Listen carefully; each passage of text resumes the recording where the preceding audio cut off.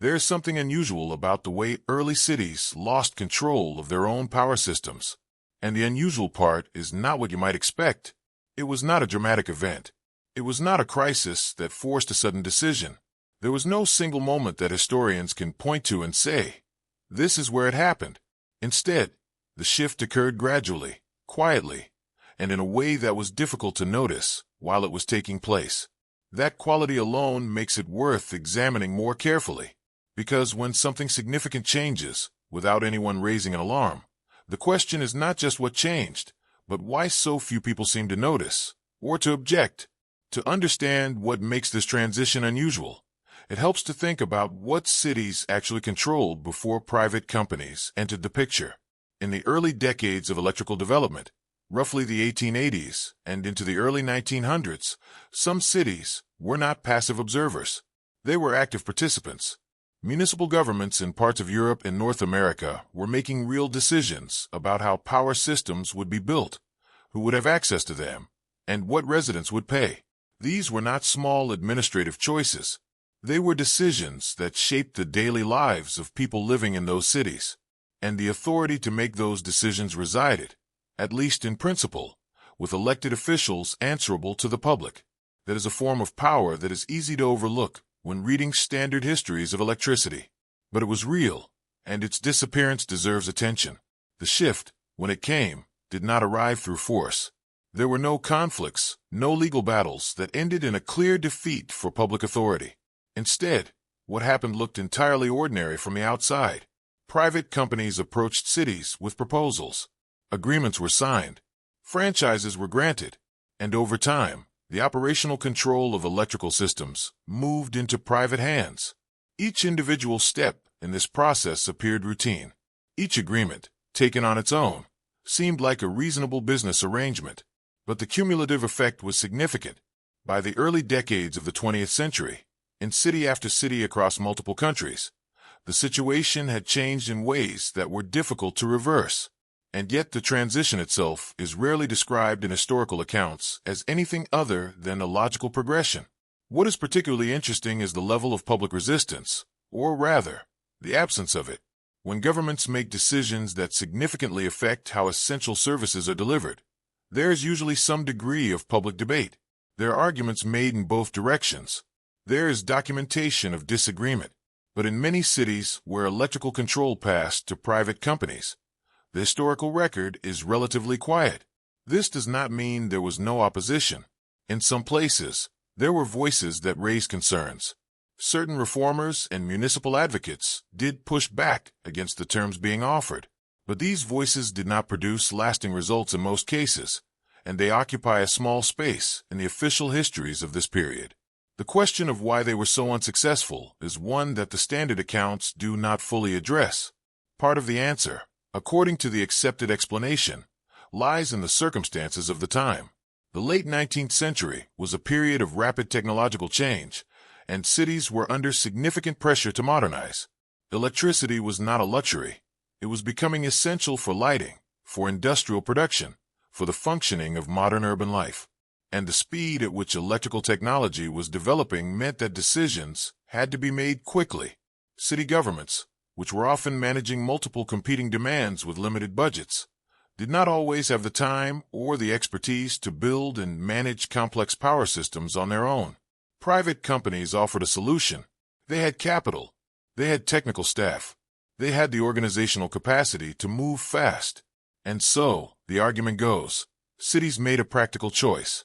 They accepted private investment because the alternative, trying to build and run everything themselves, seemed less viable at the time. On the surface, this explanation is reasonable. It is coherent. And for many cities, it probably reflects part of what actually happened. But this is where it becomes unclear, because the explanation works better in some cases than in others. There were cities that did manage their own power systems, at least for a period. They navigated the technical challenges. They built functional infrastructure. They provided service to residents without immediately handing operations over to private entities. The existence of these examples does not disprove the standard explanation, but it does complicate it. If public management was genuinely impossible, if it was simply beyond the capacity of city governments, Then how did some cities manage it successfully? The standard account tends to treat these cases as exceptions, without fully explaining what made them different. And then there's the question of the agreements themselves. When private companies were granted the right to operate electrical systems in cities, this was typically formalized through a legal document, a franchise agreement. These agreements set out the terms under which the company would operate. They specified things like duration, pricing arrangements, and the city's rights over the infrastructure. In theory, these documents were designed to protect the public interest while also allowing private investment to function. But when you look at the actual content of many of these agreements, questions begin to arise. Some agreements ran for 20, 30, or even 50 years. Some contained clauses that significantly limited the city's ability to reclaim control or to develop competing public infrastructure during the agreement period. And some of these terms were not widely publicized at the time they were being negotiated. This raises a simple but important question. Did the residents of these cities fully understand what was being decided on their behalf? Did they know the duration of the agreements? Did they understand the conditions under which the city could, or could not, take back control? In a democratic system, these are questions that matter, because the whole justification for granting a private company access to public infrastructure rests on the idea that this arrangement serves the public good. If the terms of that arrangement were not clearly communicated, then the basis for public consent becomes uncertain. And if the basis for public consent is uncertain, then the description of this process as a straightforward modernization becomes harder to accept without further examination. It doesn't fully make sense, for example, that agreements negotiated in the public interest would routinely contain clauses making it difficult for the public to reclaim control. If the goal was to serve the city's residents, one would expect the agreements to include strong protections for public authority, clear mechanisms for review, reasonable conditions for the city to reassert oversight if the arrangement was not working. In some agreements, these protections existed on paper, but the practical effectiveness of those protections varied considerably, and in a number of cases, the cities that tried to renegotiate terms or reclaim control found themselves in prolonged and expensive legal disputes. The outcome of those disputes was not always in the city's favor. The outcomes themselves are another area where the official account becomes difficult to evaluate cleanly. When private companies were granted franchises, the public justification was typically built on a set of promises. Rates would be affordable, service would be reliable, and expand to reach more residents. The arrangement would benefit the city as a whole, not just the company operating the system. These were not informal assurances. They were, in many cases, written into the agreement or stated explicitly in public debates. But what actually happened after the agreements were signed did not always match what was promised. In certain cities, rates moved in directions that were not anticipated. In others, expansion of service to less profitable areas proceeded more slowly than expected. The connection between what was promised and what was delivered is something that historians have examined, but the results of that examination are not always consistent with the standard narrative of smooth and beneficial progress. There's also the question of information. After private companies took control of electrical systems, something changed in terms of who had access to detailed knowledge about how those systems worked. Before the transition, municipal governments, whatever their limitations, had direct administrative access to information about costs, infrastructure conditions, and operational decisions. After the transition, that information sat primarily with the private companies. Regulatory bodies were created to oversee private utilities in many jurisdictions, but these bodies depended largely on information provided by the companies themselves. Independent verification was difficult. Technical complexity made public scrutiny harder, and over time, a gap developed between the level of knowledge held by the operating companies and the level available to the public officials nominally responsible for oversight. This gap in itself raises questions about how effective oversight could actually have been, and yet the official historical account tends to describe this entire process with a confidence that the underlying evidence does not always support. The language used in standard histories, words like modernization, progress, practical necessity, frames the transition as inevitable and beneficial. But these are interpretive words. They carry assumptions. They suggest that the outcome was not just what happened, but what should have happened. And that framing closes off certain questions before they are fully asked. It discourages the kind of careful examination that would look at the timing of specific decisions, the content of specific agreements, and the gap between stated intentions and actual outcomes. None of this is to say that the standard explanation is entirely wrong. Private investment did play a genuine role in expanding electrical infrastructure during this period. Some franchise arrangements did deliver real benefits to cities, and the limitations of municipal governments during this era were real, not invented. These are facts that belong in the picture, but a complete picture requires more than acknowledging the benefits. It requires asking whether the terms of the transition were as fair as they appeared, whether the public was adequately informed, and whether the outcomes consistently matched the promises.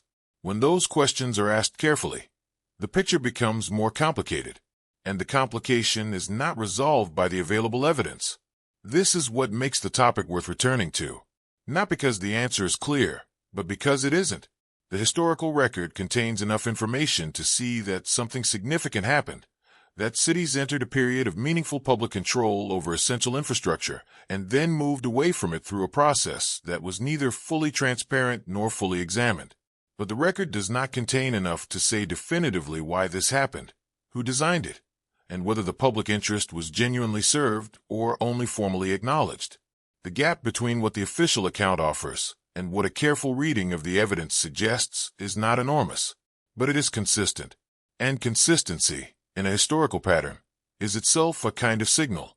There is a persistent feeling, when reading through the available documentation, that certain questions were not asked at the time, and have not been fully asked since. Why did so many franchise agreements contain similar limiting clauses? Why did public resistance remain so limited in most cities? Why does the historical record, in so many cases, contain so little detail about the actual negotiation process? These are not questions that require a conspiracy to explain. They can have ordinary answers involving institutional inertia, limited public awareness, and the pressures of rapid technological change. But ordinary answers still need to be examined, and when they are not examined, the space they leave behind fills with something less satisfying than explanation. The transition of early cities away from control of their own power systems happened. That much is established. What remains less established, and what the available evidence does not fully resolve, is whether this transition was as natural, as beneficial, and as freely chosen as the standard account suggests.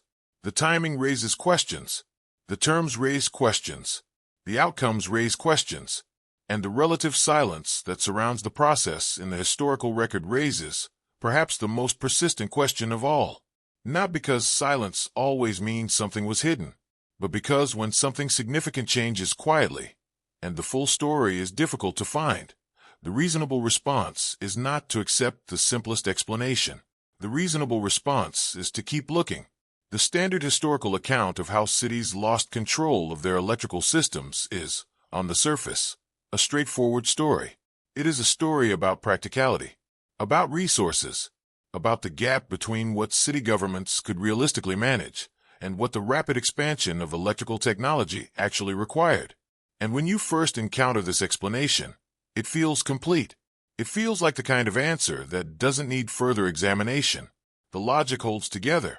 The pieces seem to fit, but before accepting it entirely, it is worth slowing down and looking at each part of the explanation more carefully, because some of those pieces, when examined individually, raise questions that the overall story tends to move past without fully addressing. The explanation begins with a basic claim about capacity. Cities, it argues, simply did not have what was needed to build and operate large electrical systems on their own. This claim is not invented. It reflects real conditions that existed in many urban centers during the late 19th and early 20th centuries. Municipal governments at that time were managing a wide range of competing demands: roads, sanitation, water, public order, often with budgets that were already under strain. Adding a complex, new technical infrastructure to that list was genuinely difficult. Electricity was not a simple system. It required generation equipment, distribution networks, maintenance staff, and ongoing investment to keep pace with growing demand. For many cities, These requirements were beyond what their existing administrative and financial structures could easily absorb. That part of the explanation is grounded in real historical conditions. The cost dimension of this argument is also worth understanding clearly. Generating electricity in the early decades of the industry was expensive. The technology was still developing. Equipment was not standardized. The knowledge required to operate and maintain it was held by a relatively small number of trained engineers and technicians. For a city government trying to decide how to allocate a limited budget, investing heavily in electrical infrastructure was a significant risk. There was no guarantee the investment would pay off quickly. There was no established model showing how a publicly run electrical system would perform financially over time. And in an environment of genuine uncertainty, the appeal of a private company offering to take on that risk, using its own capital, was understandable. On these points, the official explanation describes a real situation. Private companies, the account continues, were positioned to solve exactly these problems. They had access to private capital, which meant they could invest without placing immediate strain on city budgets. They employed engineers and technical specialists who understood the equipment. They had experience building industrial infrastructure. And crucially, they were motivated by profit, which, in the standard argument, is presented as a positive factor.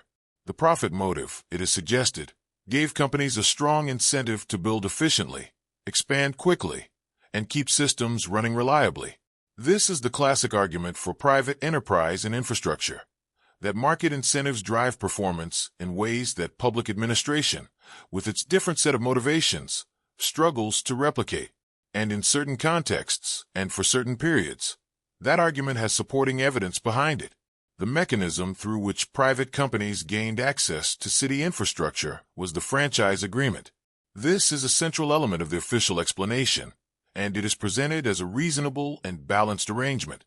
The city retained formal ownership of the public space, the streets, the land under which cables were laid, the right-of-way that the network depended on. The company received the right to use that space and to operate the electrical system within it, in exchange for investing in the infrastructure and providing service to residents. Rates were typically subject to some form of regulation or agreement. The duration of the arrangement was defined, and in theory, the city had recourse if the company failed to meet its obligations. The franchise model, as it is usually described, was designed to give private investment access to the market while preserving public accountability. That is how the explanation presents it. And so the overall picture, as painted by the standard account, is one of mutual benefit. Cities got electrical infrastructure they could not have built alone. Companies got access to a reliable market and a long-term revenue stream. Residents got electricity faster than they would have under a purely public model. Everyone, in this version of the story, received something of value. The transaction was, by this account, fundamentally sound, and this is the version that appears in textbooks, in municipal histories, in the academic papers that describe the development of urban infrastructure during this period. It is not a fringe explanation. It is the mainstream view, supported by a substantial body of historical writing. For many years, this explanation was largely accepted without significant challenge. And there are understandable reasons for that. The transition it describes happened a long time ago. The immediate practical outcomes, expanding electrical coverage, growing urban infrastructure, were real and visible. The living standards of people in cities did improve during this period, even if the causes of that improvement are complex and debated. When the most visible outcomes appear positive, the mechanisms that produce them tend to receive less scrutiny.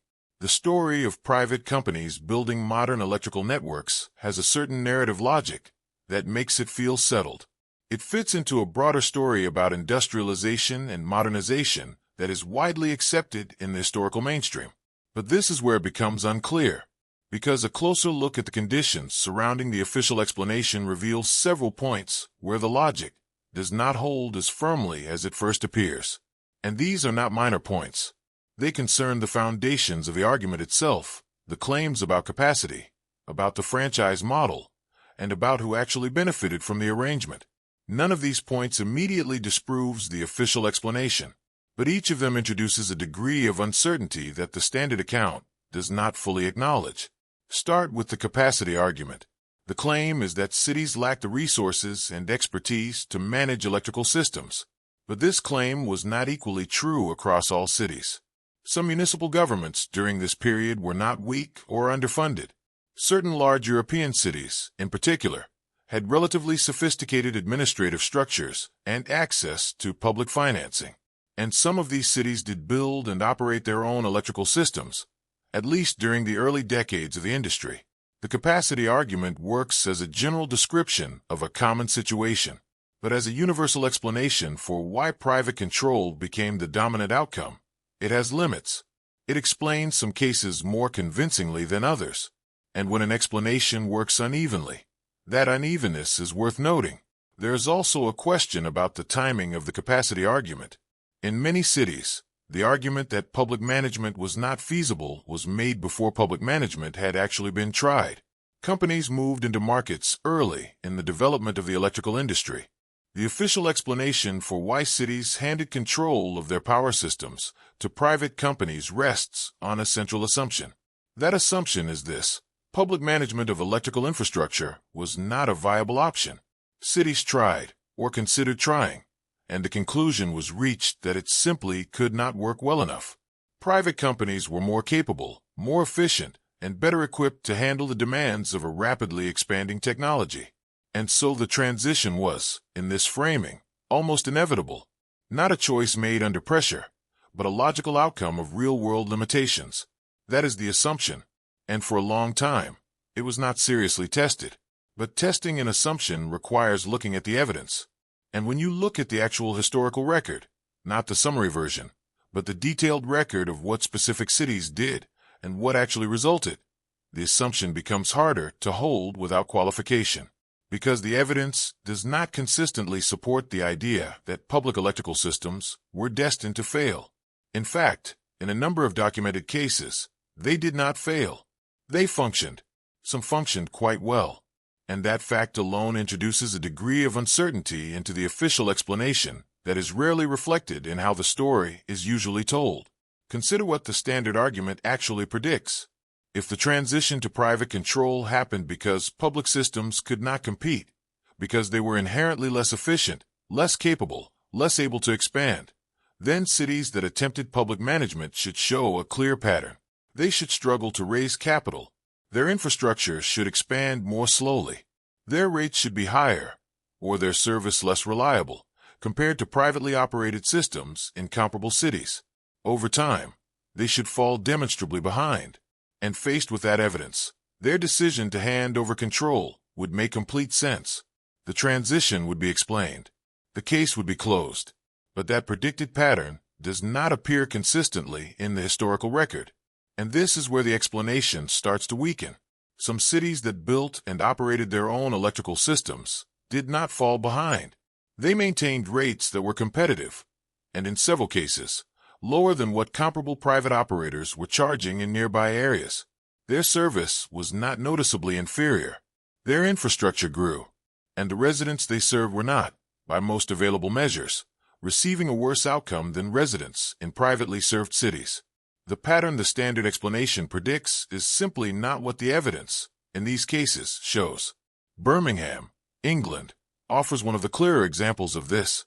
In 1891, the city established its own municipal electricity works. This was not a reluctant or provisional step. It was a deliberate decision by the city government to build and operate its own power system. And the results, over the following years, were not the failure that the standard argument would lead one to expect. The system expanded. It served a growing customer base. It operated within a publicly accountable structure, and the city retained meaningful control over how electricity was priced and distributed. Birmingham was not an isolated case. It was part of a broader tradition of municipal enterprise in British cities during this period, a tradition that included water, gas, and tramways, as well as electricity. The fact that this tradition existed, and that it produced functioning systems, is important context that the standard explanation tends to minimize. Across the Atlantic, a similar picture emerges in certain American cities. Tacoma, in the state of Washington, developed a publicly owned power system that drew on the region's hydroelectric resources. Seattle pursued a comparable path. These were not small or underdeveloped cities experimenting tentatively with public management. They were growing urban centers, making deliberate choices about how to structure their essential services. And those choices produced systems that remained operational and competitive for decades. The Tacoma and Seattle public utilities did not collapse under the weight of their own limitations. They persisted. They served their communities. And they did so in a way that preserved a degree of public control that cities relying on private franchises had already surrendered. At first, these examples might seem like minor exceptions to a general rule. But there's a problem with treating them that way. Exceptions to a general rule are informative. They tell you something about the conditions under which the rule holds and the conditions under which it does not. If public electrical systems consistently failed everywhere except in a small number of unusual cases, that would suggest something specific and unusual about those cases, something that explains why they succeeded where others did not. But the documented cases of successful public systems are not obviously unusual in ways that explain their success. Birmingham was a large industrial city, not a uniquely privileged outlier. Tacoma and Seattle were not operating under exceptional conditions unavailable to other cities. Which raises the question, if these cities could make public management work, why couldn't others? And perhaps more importantly, why does the standard explanation not engage with that question more directly? The efficiency argument is where the official account places most of its weight. Private companies, the argument goes, were simply more efficient than public operators. They used capital better. They managed operations more effectively. They built faster and served more people at lower cost. And efficiency, in this framing, becomes the master explanation, the reason that overrides other considerations and justifies the outcome. But this is where it becomes unclear, because the efficiency argument has a significant evidential problem. The data used to support claims about relative efficiency during this period did not come from neutral sources.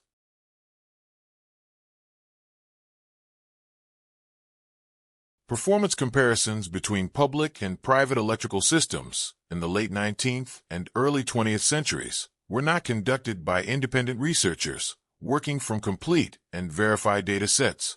In many cases, the organizations producing the most widely cited figures had direct commercial interests in the outcome of those comparisons. Industry associations, trade publications, and the companies themselves were among the primary sources of performance data.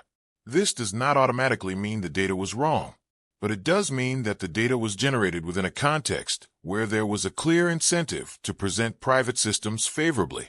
And when performance data comes from sources with a financial stake in what the data shows, the reliability of that data is a legitimate question, one that the standard explanation does not typically address. There's also a methodological issue with many of the comparisons that were made. Comparing the performance of public and private electrical systems is more complicated than it might appear, because the conditions under which those systems operated were rarely identical. A private company operating in a dense urban core with a high concentration of commercial customers faced different conditions than a public system serving a mixed urban and residential area.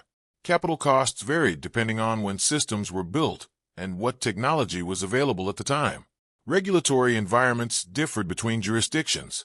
These differences matter when evaluating performance, and accounting for them properly is technically demanding.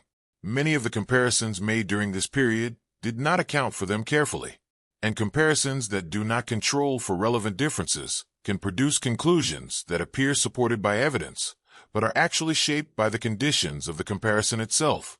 Some researchers in later decades attempted more careful analyses of public versus private utility performance during the early period of electrical development.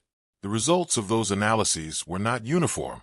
Some found evidence supporting the efficiency claims made for private systems. Others found that public systems, when properly accounted for, performed comparably or better on certain measures. The disagreement between these studies has not been fully resolved, which means that the efficiency argument, presented in the standard account as a settled fact, is actually a contested empirical claim. The evidence points in different directions depending on what is measured, how it is measured, and which cases are included in the analysis.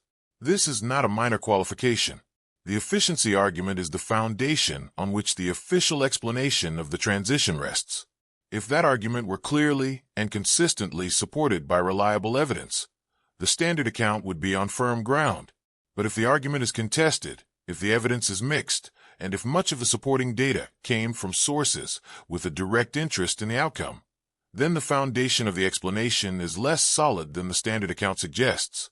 And a less solid foundation raises a more serious version of the central question. If efficiency was not clearly and demonstrably superior under private management, then why did the private model become dominant? What was actually driving the outcome? This is where the investigation becomes genuinely uncertain. The honest answer is that the historical record does not provide a single clear response to that question. Several factors were likely involved, operating in different combinations in different cities. The political environment in some cities made private arrangements easier to negotiate than in others.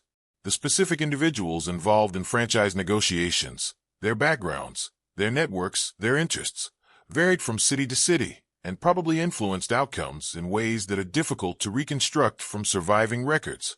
The broader ideological climate of the period, which, in many countries, was skeptical of expanded government activity in economic life, created conditions in which public management faced a higher burden of proof than private management. None of these factors is captured cleanly in the efficiency argument, but all of them may have shaped the outcome. What is particularly difficult to set aside is the pattern itself, not the explanation for it, which remains genuinely uncertain, but the simple observable fact that public electrical systems, in a range of cities and countries, demonstrated the capacity to function effectively. They were not experiments that failed and were abandoned. They were operations that worked. And yet the dominant outcome across most of the industrialized world was private control.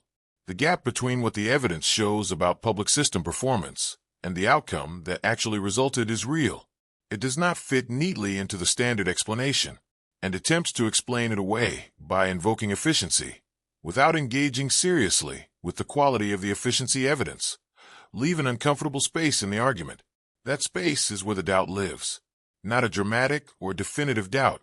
Not a claim that the standard explanation is fabricated or that the outcome was determined by hidden forces. Just a persistent, evidence-based uncertainty about whether the official account captures the full picture. The cities that succeeded with public management are real. The problems with the efficiency data are real. The gap between predicted outcomes and actual outcomes in cases like Birmingham or Tacoma is real. None of these facts require a radical reinterpretation of history, but together they suggest that the question of why private control became dominant is not as fully answered as the standard account implies.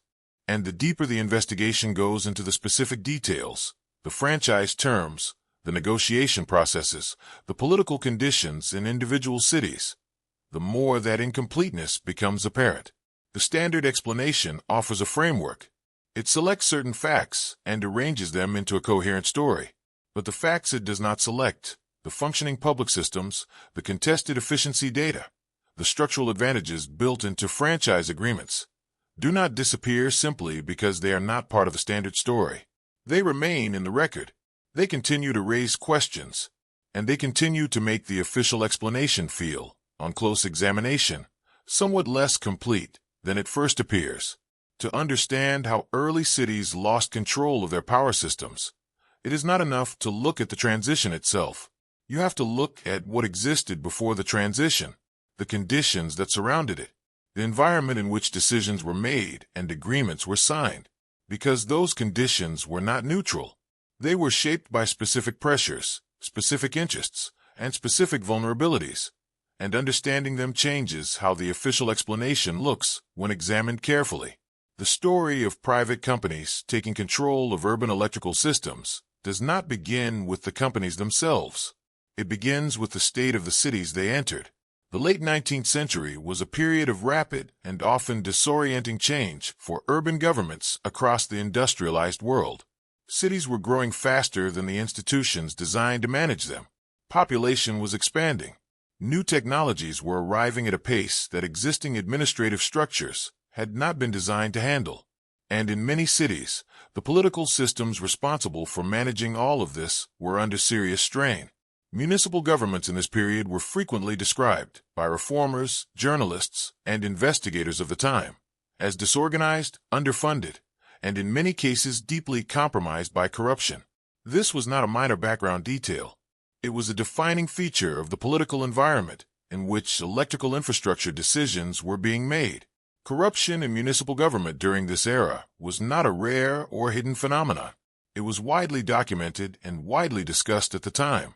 In American cities, the period produced a substantial body of investigative journalism, later called muckraking, that examined in detail how city contracts were awarded, how public resources were managed, and who actually benefited from decisions made in the name of the public interest. The findings were often troubling. Political machines controlled many large American cities, and these machines operated through networks of patronage and exchange that did not always align with transparent or accountable governance. City councils in this period sometimes functioned less as deliberative bodies, serving their constituents, and more as arenas where competing interests negotiated access to public resources. This context matters enormously when thinking about how franchise agreements were negotiated and what they actually represented. European cities were not immune to similar pressures, though the specific forms they took varied by country and political tradition. In Britain, concerns about municipal corruption and inefficiency were part of an ongoing debate about the proper role of local government in managing public services. In Germany and France, different arrangements existed, but questions about the relationship between public authority and private capital were present in all of them. The point is not that corruption was universal or that every city government was equally compromised. The point is that the conditions under which electrical franchise agreements were negotiated were frequently conditions of reduced transparency, limited public scrutiny, and significant vulnerability to private influence. And those conditions are relevant to evaluating what those agreements actually represented. Into this environment came the electrical industry, and it arrived with enormous resources and a clear strategic agenda.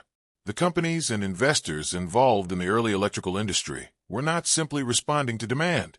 They were actively working to shape the market they were entering. Companies like General Electric and Westinghouse in the United States were not just manufacturers of electrical equipment.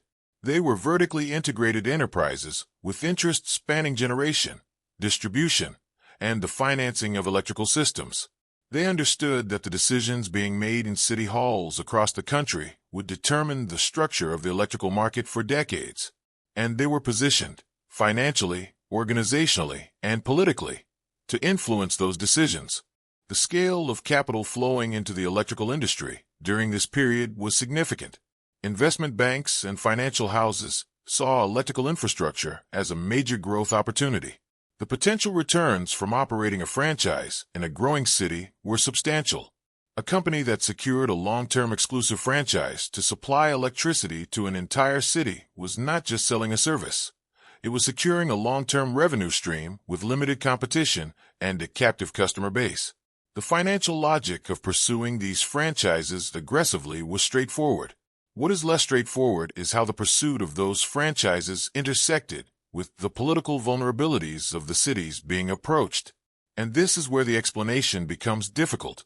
Franchise negotiations during this period were not always conducted through open, transparent processes.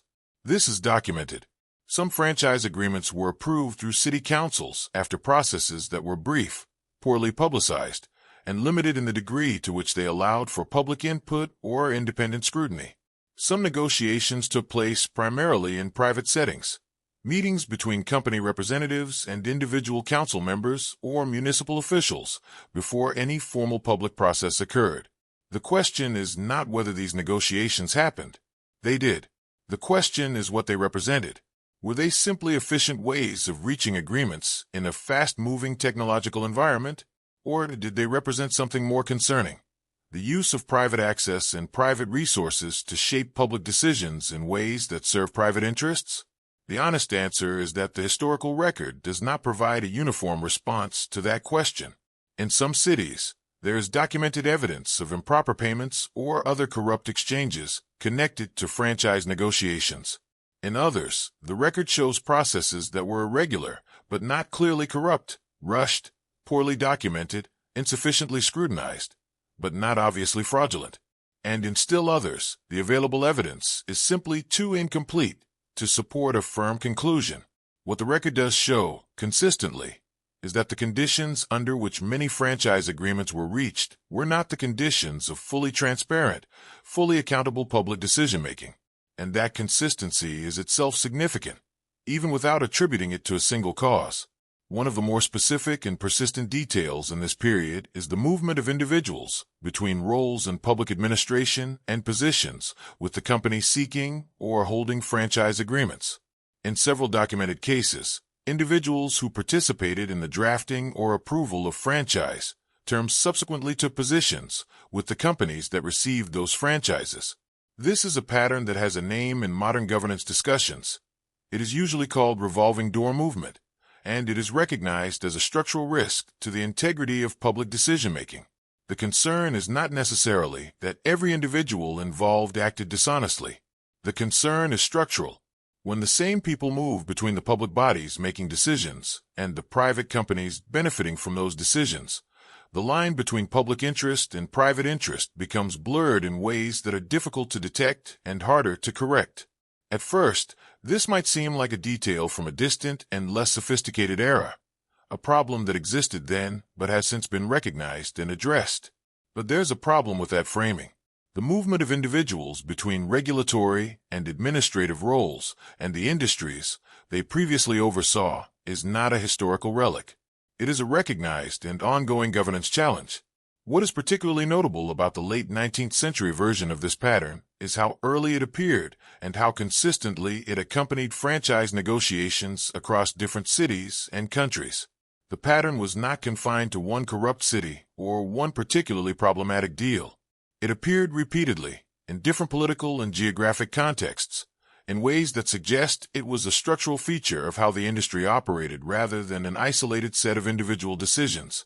These details, the political vulnerability of city governments, the strategic positioning of electrical companies, the conditions surrounding franchise negotiations, the movement of individuals between public and private roles, do not individually constitute a complete explanation of what happened. None of them, taken alone, proves that the transition from public to private power control was driven primarily by improper means rather than practical necessity. But taken together, they add a layer of complexity to the official explanation that is rarely present in standard historical accounts. The official account tends to present the conditions of the period as background, as context that explains why private companies were needed, rather than as conditions that shaped how the terms of their entry were determined. And that framing matters. It matters because the question of whether cities needed private investment is different from the question of whether the specific terms on which that investment arrived were fair, transparent, and genuinely protective of public interests. Both questions are important, but the standard explanation tends to answer the first and treat the second as less significant or already resolved. When you look at the background conditions carefully, the corruption, the rushed negotiations, the incomplete records, the movement of key individuals, the second question becomes harder to set aside, because those conditions created an environment in which terms unfavorable to cities could be negotiated and accepted without the scrutiny that would normally apply to decisions of such long-term consequence. There's also the question of what city residents actually knew at the time. Franchise agreements were legal documents of significant complexity. They were negotiated and approved through processes that, in many cases, were not widely publicized. The terms that would govern how electricity was priced, how long the arrangement would last, and what the city could and could not do during that period were not, in most cases, subjects of broad public debate. Ordinary residents making decisions about their daily lives had limited access to the information that would have allowed them to evaluate what their city governments were agreeing to on their behalf. Whether this was by design or simply a reflection of the limited communication systems and public engagement norms of the period is genuinely unclear. But the result, that significant long-term decisions were made with limited public understanding, is not in question. What makes all of this particularly worth examining is the way small details accumulate. No single element of the background picture, not the corruption, not the rushed negotiations, not the revolving door movement, not the limited public knowledge, is sufficient on its own to challenge the official explanation fundamentally. Each can be explained, qualified, or contextualized in ways that preserve the standard account. But when you place these elements together and look at them as a pattern rather than as isolated facts, something shifts.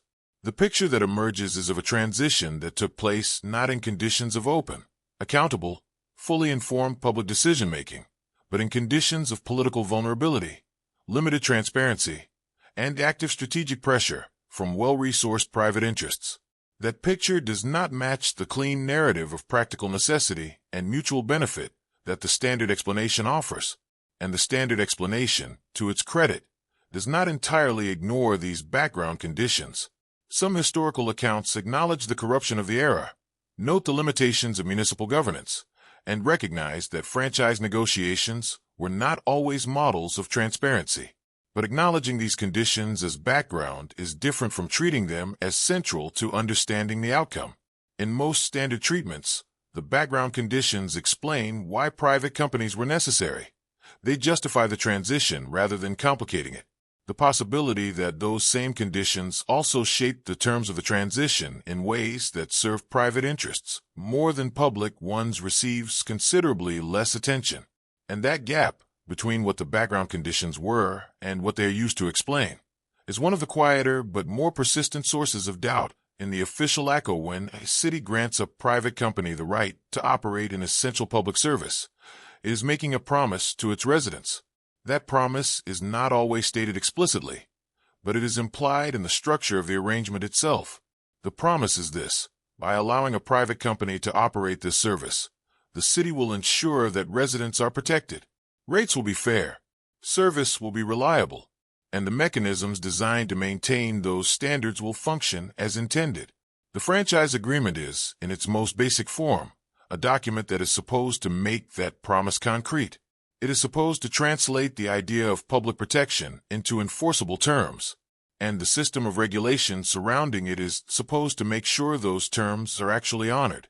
This is the structure that was put in place in city after city during the late 19th and early 20th centuries, as private companies took over electrical systems across the industrialized world. The formal architecture of protection was present. Franchise agreements included rate provisions. Regulatory bodies were established, oversight mechanisms were created, and the public justification for allowing private control rested heavily on the assurance that these mechanisms would work, that residents would not simply be handed over to a private monopoly without any protection against the consequences of that arrangement. The question is not whether these structures existed. They did. The question is whether they functioned as described. And when you look carefully at what actually happened in the years following the transition in many cities, the answer is more complicated than the official account tends to suggest. Pricing is perhaps the most direct measure of how well the protective structure functioned. When a private company takes over an essential service that residents cannot easily choose to go without, the price they charge is the clearest indicator of whether public protection mechanisms are working.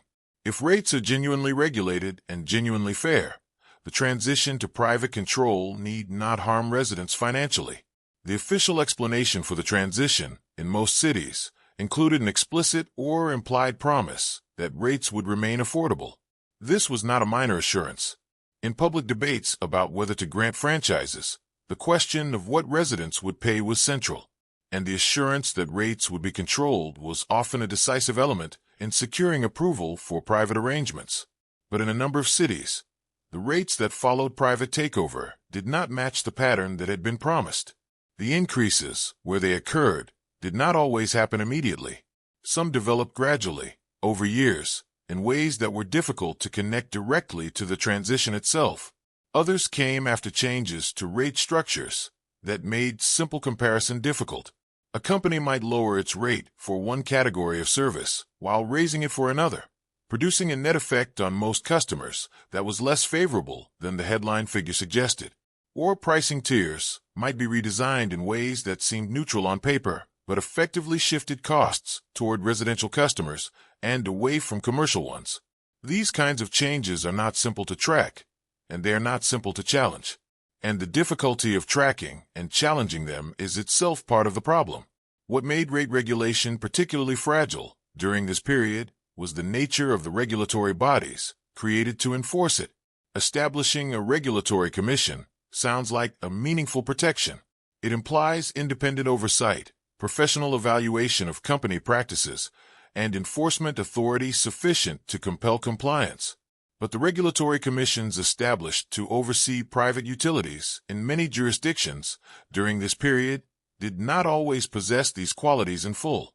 Some commissions had limited legal authority to compel companies to provide financial information.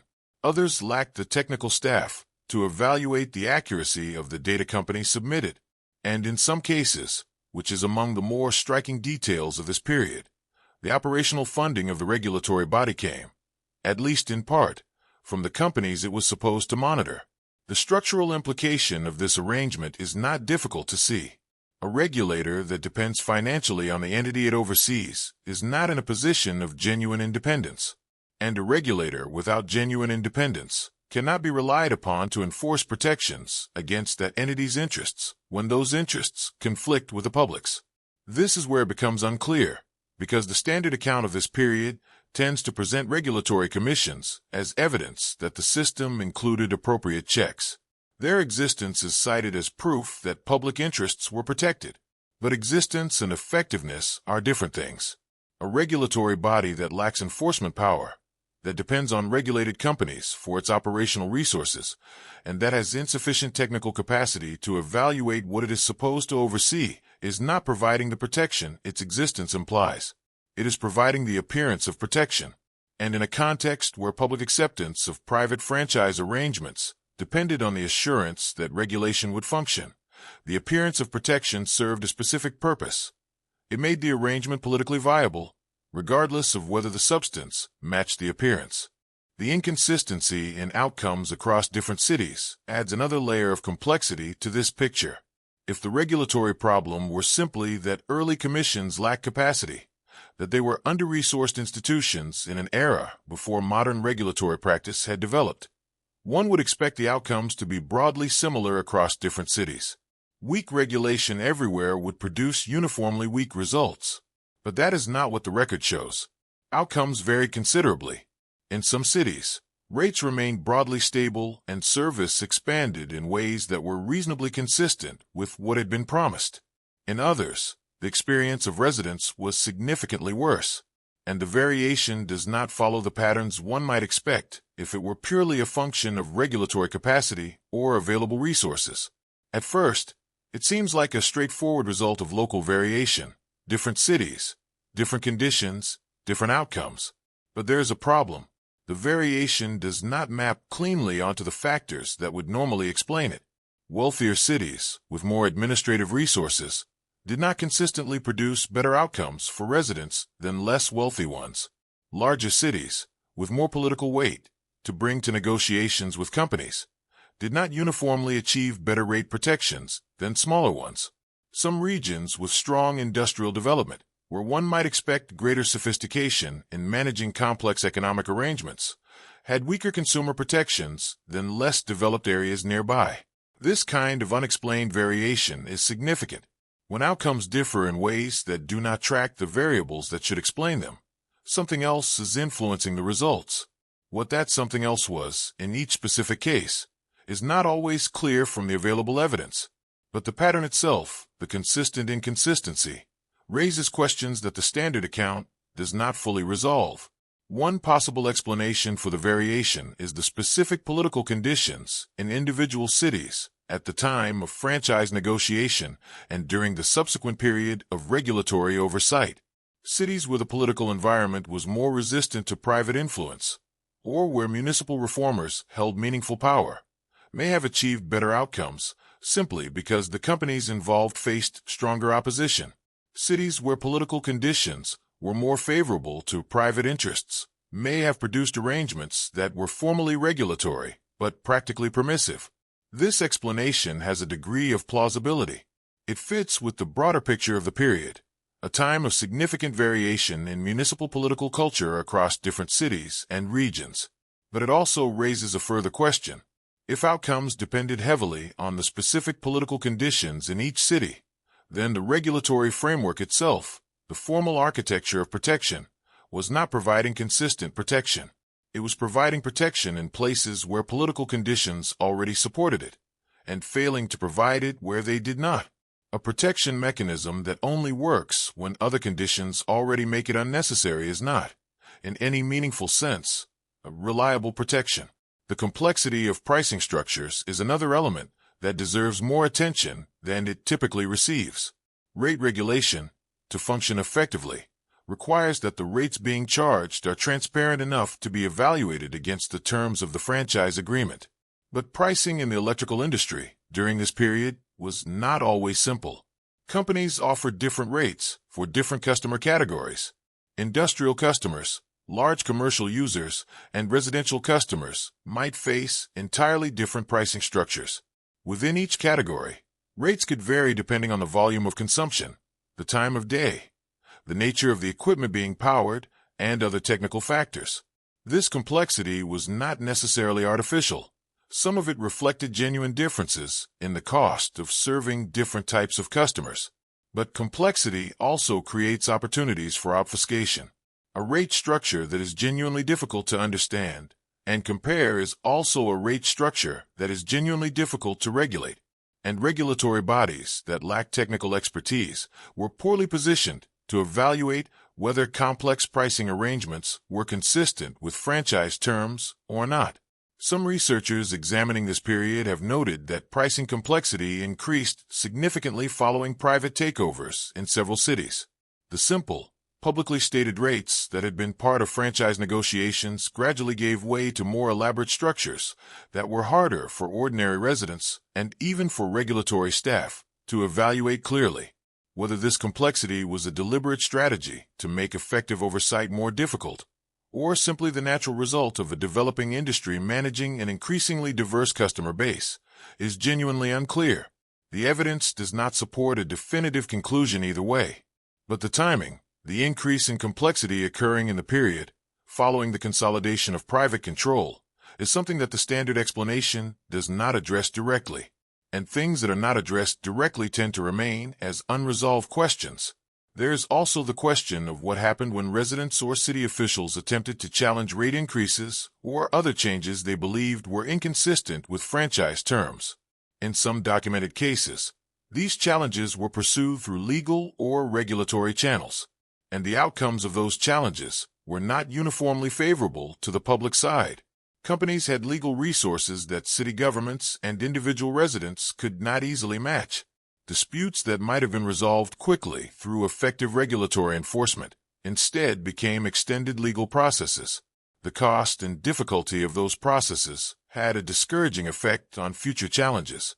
Over time, in some cities, the practical ability to contest company decisions through formal channels weakened, not because the formal channels were abolished, but because using them effectively required resources that the public side did not consistently have. And this is where the explanation becomes difficult, because what emerges from the evidence is not a single clear story of regulatory failure. It is a more complicated picture of inconsistent outcomes, produced by a regulatory structure that was formally present but practically uneven. In some places and at some times it worked. In others, it did not. The same formal structure produced different results, depending on conditions that the structure itself did not control. And this unevenness across cities, across regions, across different periods within the same cities, is not what one would expect from a system that was genuinely designed, from the beginning, to provide reliable and consistent public protection. What the pattern of pricing inconsistencies reveals, more than anything else, is a gap between how the regulatory system was described and how it functioned. The description, the formal architecture of franchise agreements, regulatory commissions, and rate provisions, supported the public case for private control. It made the arrangement politically acceptable, but the functioning of that system, as revealed by actual outcomes in actual cities, was considerably less uniform and less protective than the description implied. The gap between the two is not always large. In some cases, it is relatively small, but it is persistent. It appears across too many cities and too many different contexts to be dismissed as a series of isolated accidents. And persistence in a historical pattern is one of the things that makes a question worth continuing to ask. There's a specific pattern in the historical record surrounding the transition from public to private electrical control that tends to receive less attention than it deserves. It is not a dramatic pattern. It does not announce itself clearly. But when you look at the sequence of events in a number of cities where private companies secured franchise agreements, something similar appears with enough regularity to be worth examining carefully. The pattern is this. In the period immediately before a major franchise decision, the existing public or semi-public power infrastructure in that city often began to deteriorate, not slowly, over many years, in a way that reflected long-term underinvestment, but noticeably, and within a relatively short window of time. Equipment failed more frequently than it had before. Service interruptions became more common. Public complaints about the quality and reliability of the electrical supply increased. And then, almost predictably, these problems appeared in public debates as evidence that private management was the necessary solution. To be clear about what this observation does and does not mean, it is important to establish the boundaries of the claim. This is not an argument that the deterioration was always deliberate, or that every case of infrastructure failure before a franchise decision was engineered rather than accidental. Infrastructure does fail. Equipment does age. Maintenance budgets do get cut. These are ordinary features of how public systems operate, especially in periods of financial pressure. And in some of the cities where this pattern appears, the historical record contains clear evidence of long-term underinvestment that predated the franchise negotiations by years. In those cases, the deterioration before the transition was the continuation of an existing trend, not a sudden change. The ordinary explanations apply, and they are sufficient. But in other cases, the ordinary explanations are harder to apply cleanly. And these are the cases that raise questions, because in some cities, the infrastructure that failed in the period before a franchise decision had not been failing at the same rate previously. The deterioration was not the continuation of a long-term trend. It was a change in trend. Systems that had been operating with reasonable stability began experiencing more frequent problems during the specific window when franchise negotiations were underway or being considered. The timeline in these cases is what makes the pattern difficult to dismiss as simple coincidence. Not years of gradual decline, but a relatively concentrated period of failure aligned with the specific decision-making moment. The question this raises is straightforward, even if the answer is not. What caused the change in the rate of deterioration? If the infrastructure was functioning adequately before negotiations began, what changed? The equipment did not suddenly age faster.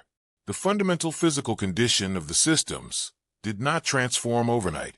Something in the management, maintenance, or operational decisions surrounding those systems shifted, and it shifted in a way that produced visible, publicly noticed problems at a moment when those problems had significant political consequences. That combination, the timing and the political relevance, is what distinguishes this pattern from ordinary infrastructure failure. At first, it seems entirely possible that the explanation is straightforward mismanagement.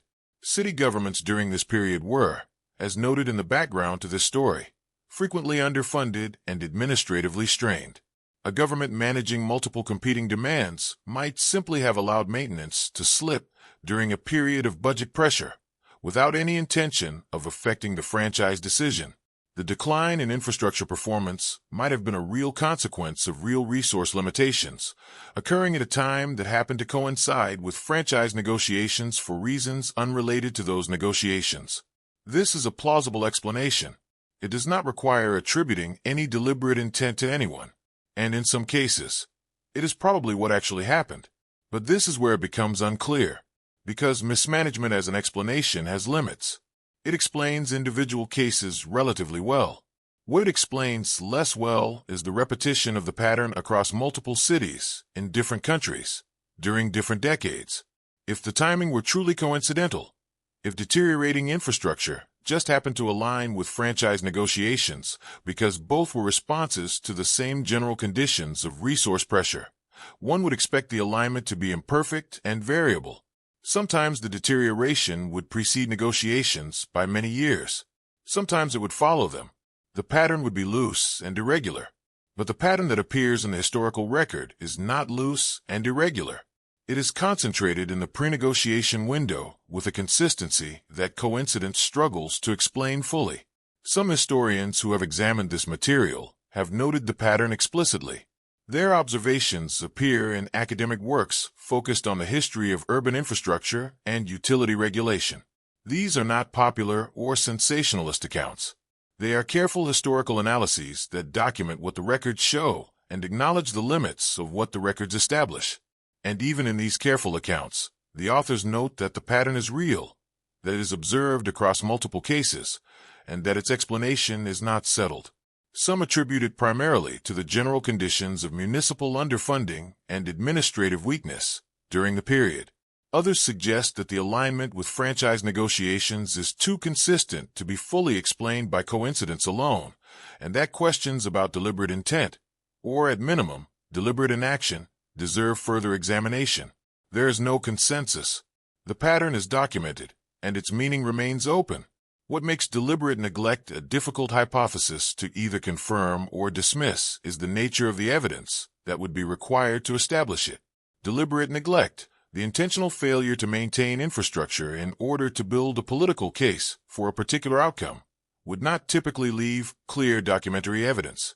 It would not appear in official minutes or formal correspondence. It would operate through decisions not to act, decisions not to authorize maintenance, not to fund repairs, not to address problems that had been identified. These kinds of non-decisions are among the most difficult things to document historically. The absence of maintenance records does not prove that maintenance was deliberately withheld. It might simply reflect the poor record-keeping practices of the period, or the routine loss of administrative documents over time. The evidentiary standard for establishing deliberate intent in this kind of case is high, and the available historical record generally does not meet it. And yet the question remains, because the alternative, accepting the pattern as purely coincidental, requires accepting a level of systematic coincidence that is itself difficult to explain. The same approximate alignment between pre-negotiation infrastructure problems and franchise decisions appearing across different cities, different national contexts, and different decades of the late 19th and early 20th centuries is a significant coincidence to attribute entirely to random factors. The more cases that show the pattern, the less comfortable the coincidence explanation becomes. And the cases are not few.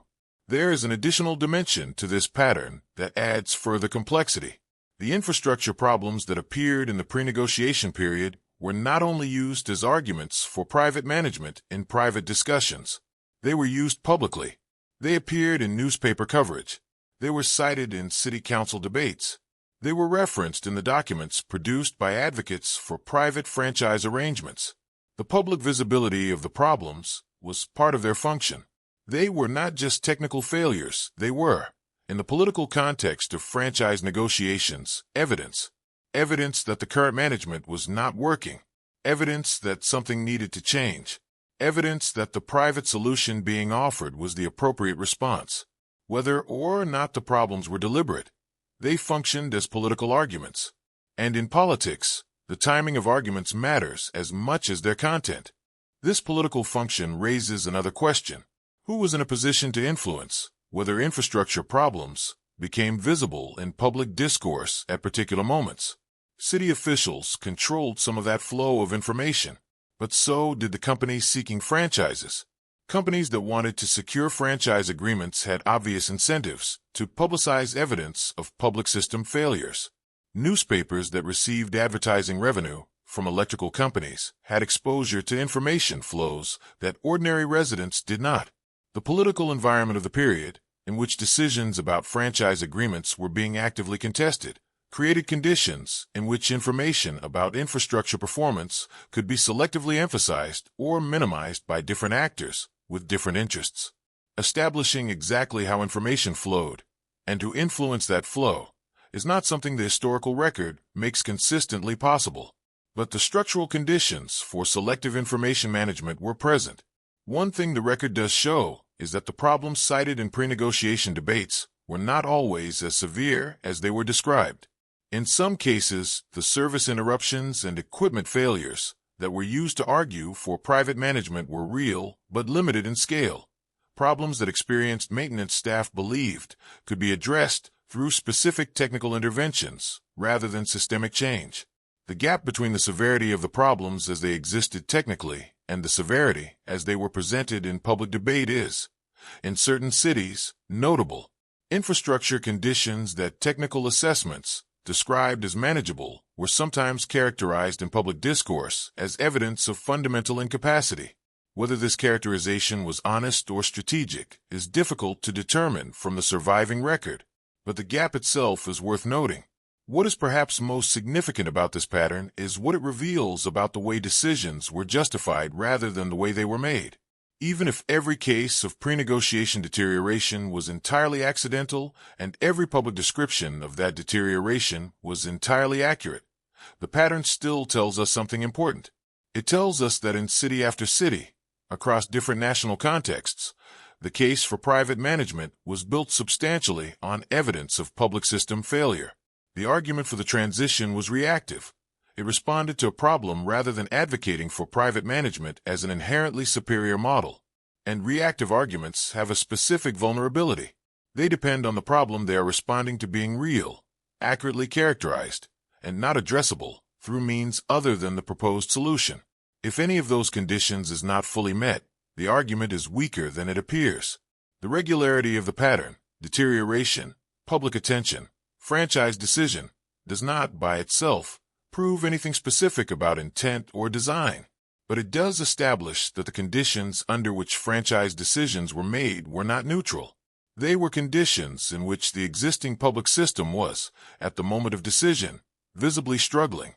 That visibility served the interests of those advocating for private control, whether it arose naturally, through mismanagement, through deliberate inaction, or through some combination of these factors remains genuinely unclear. Different cases likely had different answers. The historical evidence does not support a single uniform explanation. What it does support is the observation that something about the pattern does not fully make sense as random coincidence. The alignment between visible infrastructure problems and franchise decisions is too consistent, across too many cases, to rest comfortably on a purely accidental explanation. The ordinary explanations, budget pressure, deferred maintenance, administrative weakness, account for part of what the record shows, but they leave a residue of unexplained regularity that continues to raise questions about whether the complete picture of how these transitions were managed has yet been fully told, and that residue is not small enough to set aside without further examination. It sits in the historical record, documented but not resolved, observed but not explained, persistent in the way that genuine historical mysteries tend to be. When historical investigation moves from individual cases to broader patterns, something changes in how the evidence reads. A single city signing an unfavorable franchise agreement is one data point. It can be explained by local conditions, a weak city council, an aggressive company, a particular moment of political vulnerability. Two cities showing similar terms might still be coincidence. But when the same elements appear across dozens of cities, in different states, in different countries, across different years and different political environments, the explanation of coincidence becomes increasingly difficult to maintain. The pattern itself becomes the evidence, and the pattern surrounding franchise agreements in the electrical industry during the late 19th and early 20th centuries is one of the more striking features of this entire period, not because it is dramatic, but because it is consistent in ways that simple coincidence does not explain. The most notable element of this pattern involves the language of the agreements themselves. Franchise agreements were legal documents. They were supposed to reflect the specific circumstances of each negotiation, the particular city, its particular infrastructure, its particular relationship with the company seeking the franchise, and in their surface details, they did vary. Different cities had different rate provisions, different service area definitions, different technical specifications for the equipment to be used. These variations gave the agreements the appearance of being locally tailored documents responding to local conditions, but underneath those surface variations, at the level of structural clauses, the provisions that determined the fundamental balance of power between the city and the company, a very different picture emerges. The structural terms repeated across cities that had no obvious reason to be using the same legal framework. The core provisions looked remarkably similar. The clauses that appeared most consistently were not incidental details. They were the provisions that mattered most to the long-term balance of the arrangement. Clauses limiting the city's ability to reclaim control of the infrastructure during the franchise period. Clauses restricting the city's right to build or support competing public infrastructure. Clauses that defined the conditions under which rates could be renegotiated in ways that made meaningful renegotiation difficult in practice. Clauses specifying what would happen to the infrastructure at the end of the franchise term. Provisions that in some agreements significantly complicated the city's ability to take back ownership without paying substantial compensation. These were not minor technical provisions. They were structural features that defined, for the duration of the agreement, how much freedom the city retained over its own essential infrastructure. And they repeated, with remarkable consistency, across agreements that were supposedly negotiated independently. This repetition is what the standard account of franchise negotiations does not fully address. The standard account treats each franchise agreement as a local transaction, a city and a company reaching terms that reflected their specific situation. That framing implies that the terms were genuinely open to negotiation, that cities had real agency in shaping them, and that the outcomes reflected a genuine process of back and forth between parties of roughly comparable sophistication. But if the structural terms were essentially standardized, if companies were bringing the same core provisions to negotiation after negotiation and consistently succeeding in having them accepted, then the picture of genuine local negotiation becomes harder to sustain. The question is not whether the surface details varied. They did. The question is whether the terms that actually mattered were genuinely negotiated or were effectively predetermined by the side that controlled the legal framework of the discussion. One explanation for the consistency in franchise language is straightforward and has documented support. Companies operating across multiple cities used legal teams that moved between negotiations. A legal advisor who had successfully secured a particular set of terms in one city would naturally bring the same framework to the next negotiation. This is how legal practice works. Successful templates get reused. There is nothing inherently improper about this. It is efficient, and it reflects the accumulated learning of experienced practitioners. The documented movement of legal advisors connected to major electrical interests between different cities during this period confirms that this kind of template sharing occurred. In that sense, the consistency in franchise language can be explained by ordinary professional practice. But this is where it becomes unclear, because the template explanation only addresses one side of the transaction. It explains why companies were bringing consistent terms to negotiations. It does not explain why cities consistently accepted them. If the same clauses appeared in dozens of cities, producing outcomes that in many cases were not favorable to those cities, the question is not just where the terms came from. It is why local officials did not recognize them for what they were and resist them more effectively. Were city legal teams reviewing these agreements with the same depth of expertise that company legal teams had developed across multiple negotiations? Did local officials have access to information about what terms other cities had accepted and what consequences those terms had produced? And if they did not have that information, why not? And who benefited from them not having it? At first, the answer might seem obvious. Cities simply lacked the legal sophistication to identify and resist unfavorable terms. Local officials were generalists managing broad administrative responsibilities. The company's specialized legal team had advantages in expertise and experience that a municipal attorney operating in isolation could not easily match. This explanation has plausibility, and in some cities, it is probably accurate. But there is a problem. By the time franchise agreements were being negotiated in many cities, particularly in the later part of the period, during the 1890s and into the early 1900s, the general pattern of electrical franchise negotiations was not entirely unknown. Municipal reformers had begun documenting concerns. Some cities had already experienced the consequences of early agreements and had publicly noted the problems with specific terms.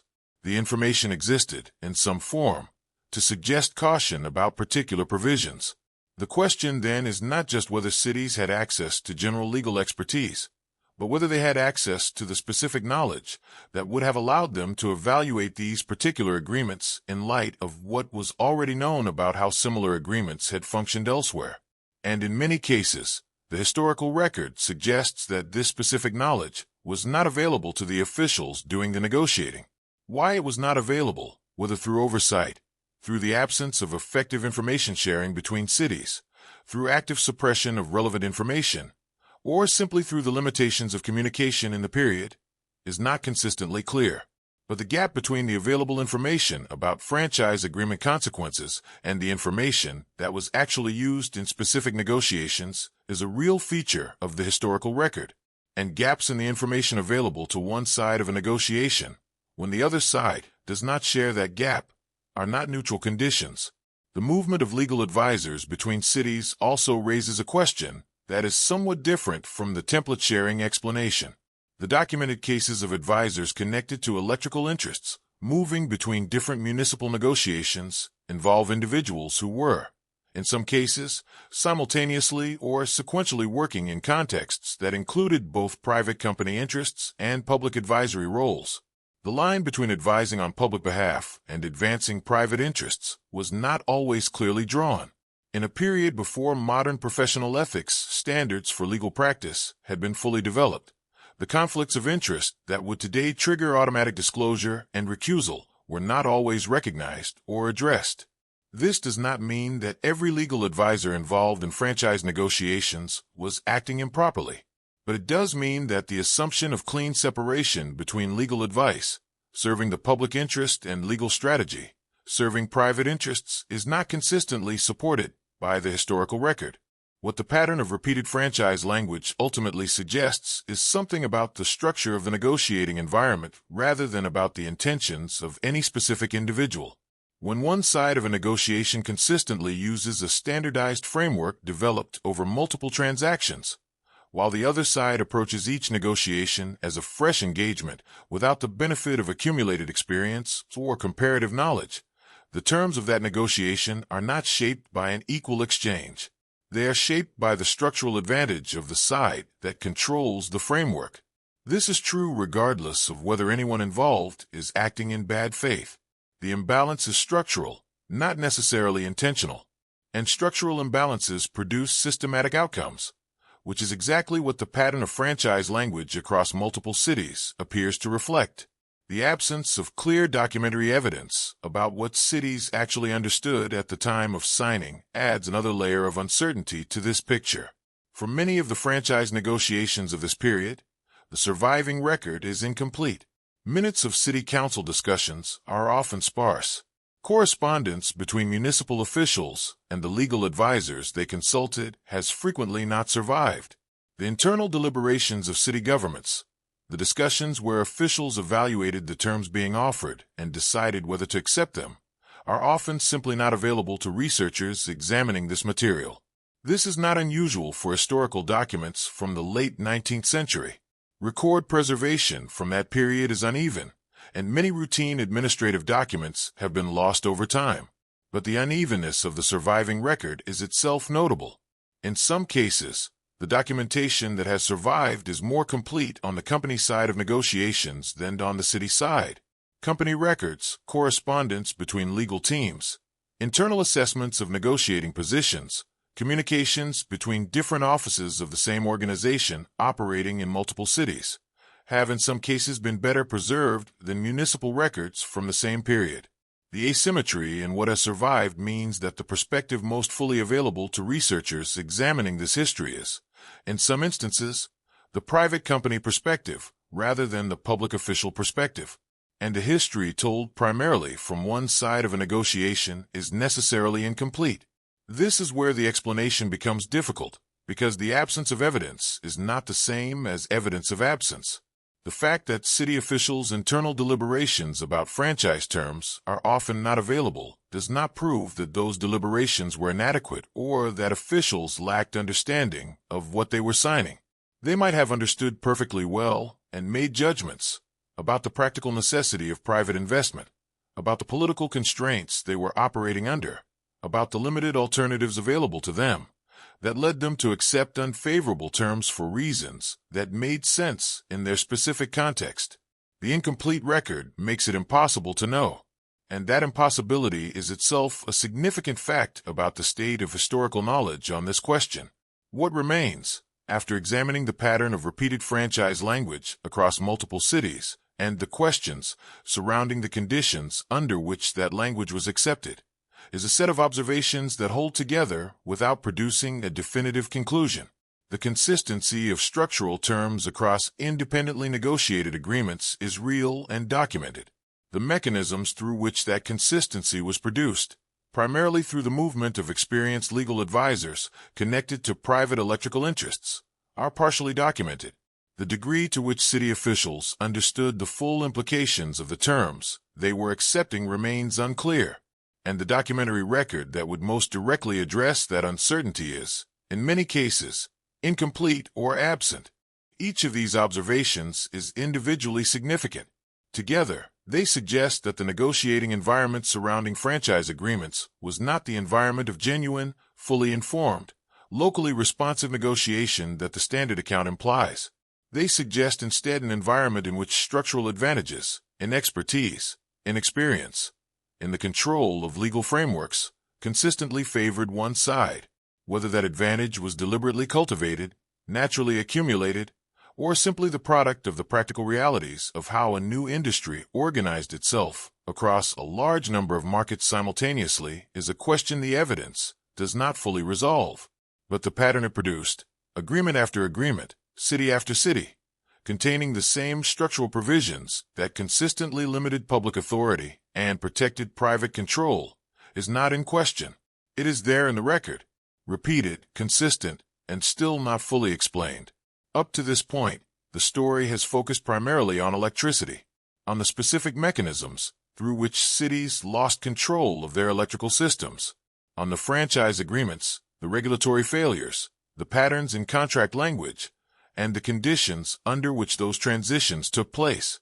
But there is a dimension of this story that becomes visible only when you step back from electricity specifically and look at what happened next, at how the patterns established in electrical infrastructure moved outward into other areas of essential urban life. Because the story did not stay confined to electricity, the mechanisms that proved effective in one sector did not remain in that sector. They traveled, and understanding where they traveled, and how, changes the scale of what the original transition actually represented. The first thing to understand is what made the electrical franchise model transferable. It was not simply a set of legal documents that happened to work in one specific context. It was a set of principles about how to structure the relationship between a private operator and a public authority, about how to define the terms of access to public infrastructure, about how to limit the city's future options while appearing to protect the public interest, that could be adapted to other essential services with relatively modest modifications. The franchise model did not depend on the specific technology of electricity. It depended on a set of conditions that were present in other infrastructure sectors as well. Essential services that residents could not easily go without, high fixed costs that justified long-term exclusive arrangements, technical complexity that made independent public oversight difficult, and political environments that could be persuaded to accept private control on the basis of investment and efficiency arguments. Those conditions existed in water, in gas, and later in telecommunications. And where those conditions existed, the model followed. Water is perhaps the most significant example of this expansion, and also the most troubling one to examine carefully. Access to clean water is more immediately essential than electricity. It is not a convenience or a modern amenity. It is a basic requirement for survival and public health. The idea of subjecting water supply to private franchise arrangements similar to those that had been applied to electricity was not universally accepted, and in many cities it was contested. But the pattern of private involvement in urban water systems during the late 19th and early 20th centuries followed a trajectory that showed notable similarities to what had happened with electricity. Private companies sought and obtained operating rights. Franchise agreements were signed. Regulatory structures were established that faced many of the same limitations that electrical regulation faced. And in a number of cities, the outcomes for residents, in terms of rates, service reliability, and the expansion of access to underserved areas showed the same kinds of inconsistencies that had appeared in the electrical sector. What is particularly notable about the expansion into water is the speed with which the franchise model was applied once it had been established as the accepted approach for electricity. In some cities, the same companies involved in electrical franchises were also involved in water negotiations. The legal frameworks were adapted rather than reinvented. The arguments made in public debates about water franchises drew explicitly on the model that had already been accepted for electricity, and city officials who had already agreed to private electrical arrangements found themselves in a weakened position when resisting similar proposals for water. The precedent had been set. The administrative and political structures that might have offered resistance had, in many cases, already been reshaped by the experience of the electrical transition.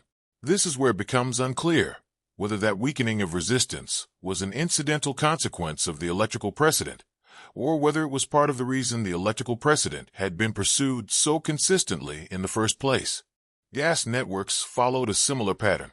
In cities where gas supply had existed before electricity, and in many urban centers it had, as a source of lighting and heating, the relationship between private gas companies and municipal authorities had already established some of the terms under which private infrastructure operators and city governments interacted. The transition to electrical franchise models in these cities built on an existing framework that residents and officials were already accustomed to. In some ways, this made the acceptance of electrical franchise terms easier. It felt like a continuation of something already in place, rather than a new departure. But it also meant that the cumulative effect of these arrangements was larger than any single one of them suggested. By the time a city had accepted private franchise arrangements for gas, water, and electricity, the landscape of public authority over essential services had been significantly altered, not through any single dramatic decision, but through a series of steps, each of which had seemed manageable at the time. The telecommunications sector arrived later, but when it did, the pattern repeated with a clarity that is difficult to overlook. The arguments made for private control of telephone networks in the early 20th century drew on the same logic that had been used for electricity and water. Private investment was necessary.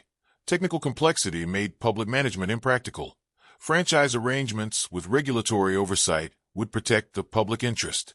The legal frameworks used were recognizably similar. The outcomes, including inconsistencies in pricing, uneven service expansion, and regulatory structures that struggled to provide effective oversight, showed familiar characteristics. The model had been refined through its application in earlier sectors, and it arrived in telecommunications in a more developed form. But its basic structure was the same, and the cities and residents on the receiving end of these arrangements faced the same fundamental challenge they had faced with electricity. Accepting terms whose long-term implications were difficult to evaluate at the moment of signing. But this is where the explanation becomes difficult, because the expansion of the franchise model across multiple sectors of essential infrastructure was not simply a matter of legal templates being reused. It produced a cumulative change in the relationship between cities and the services their residents depended on. Each individual franchise arrangement transferred some degree of operational control and long-term decision-making authority from the public sphere to private operators. Taken individually, each transfer appeared limited and manageable, but accumulated across electricity, water, gas, and telecommunications, the total transfer was substantial. By the early decades of the 20th century, in many cities across the industrialized world, the essential services on which urban life depended were largely operated by private entities operating under franchise arrangements that limited public authority in consistent and structurally significant ways. Municipal reformers of the early 20th century saw this clearly, and some of them documented it with considerable precision. These were not radical critics operating on the margins of political life. Many were engaged civic figures, urban administrators, lawyers, journalists, and elected officials, who were trying to understand what had happened to public authority over essential services and what it would mean for cities going forward. Their writing, which appeared in reform publications, academic journals, and occasional government reports, describes a process they found deeply concerning. Cities, in their account, had moved from being active managers of essential services to being largely passive consumers of services they no longer controlled. The language they used was measured rather than inflammatory, but the concern was serious. They were documenting a structural change in urban governance that they believed had significant long-term consequences. What is notable about these reform accounts is not just what they described, but what they were able to accomplish. Their concerns were published.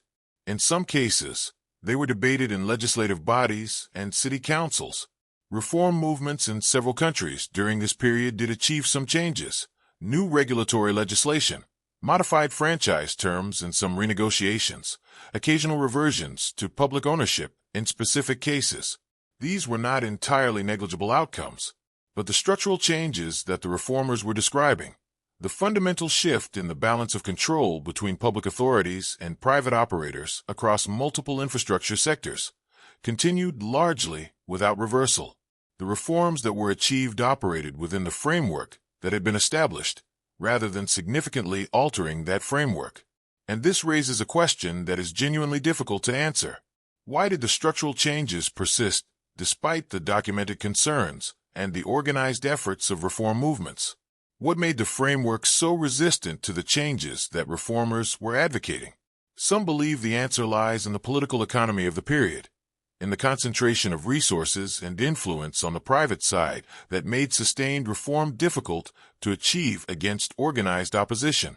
Others argue that the reformers themselves, despite their genuine concerns, were operating within assumptions about the legitimate role of private investment that limited how far their proposals could go.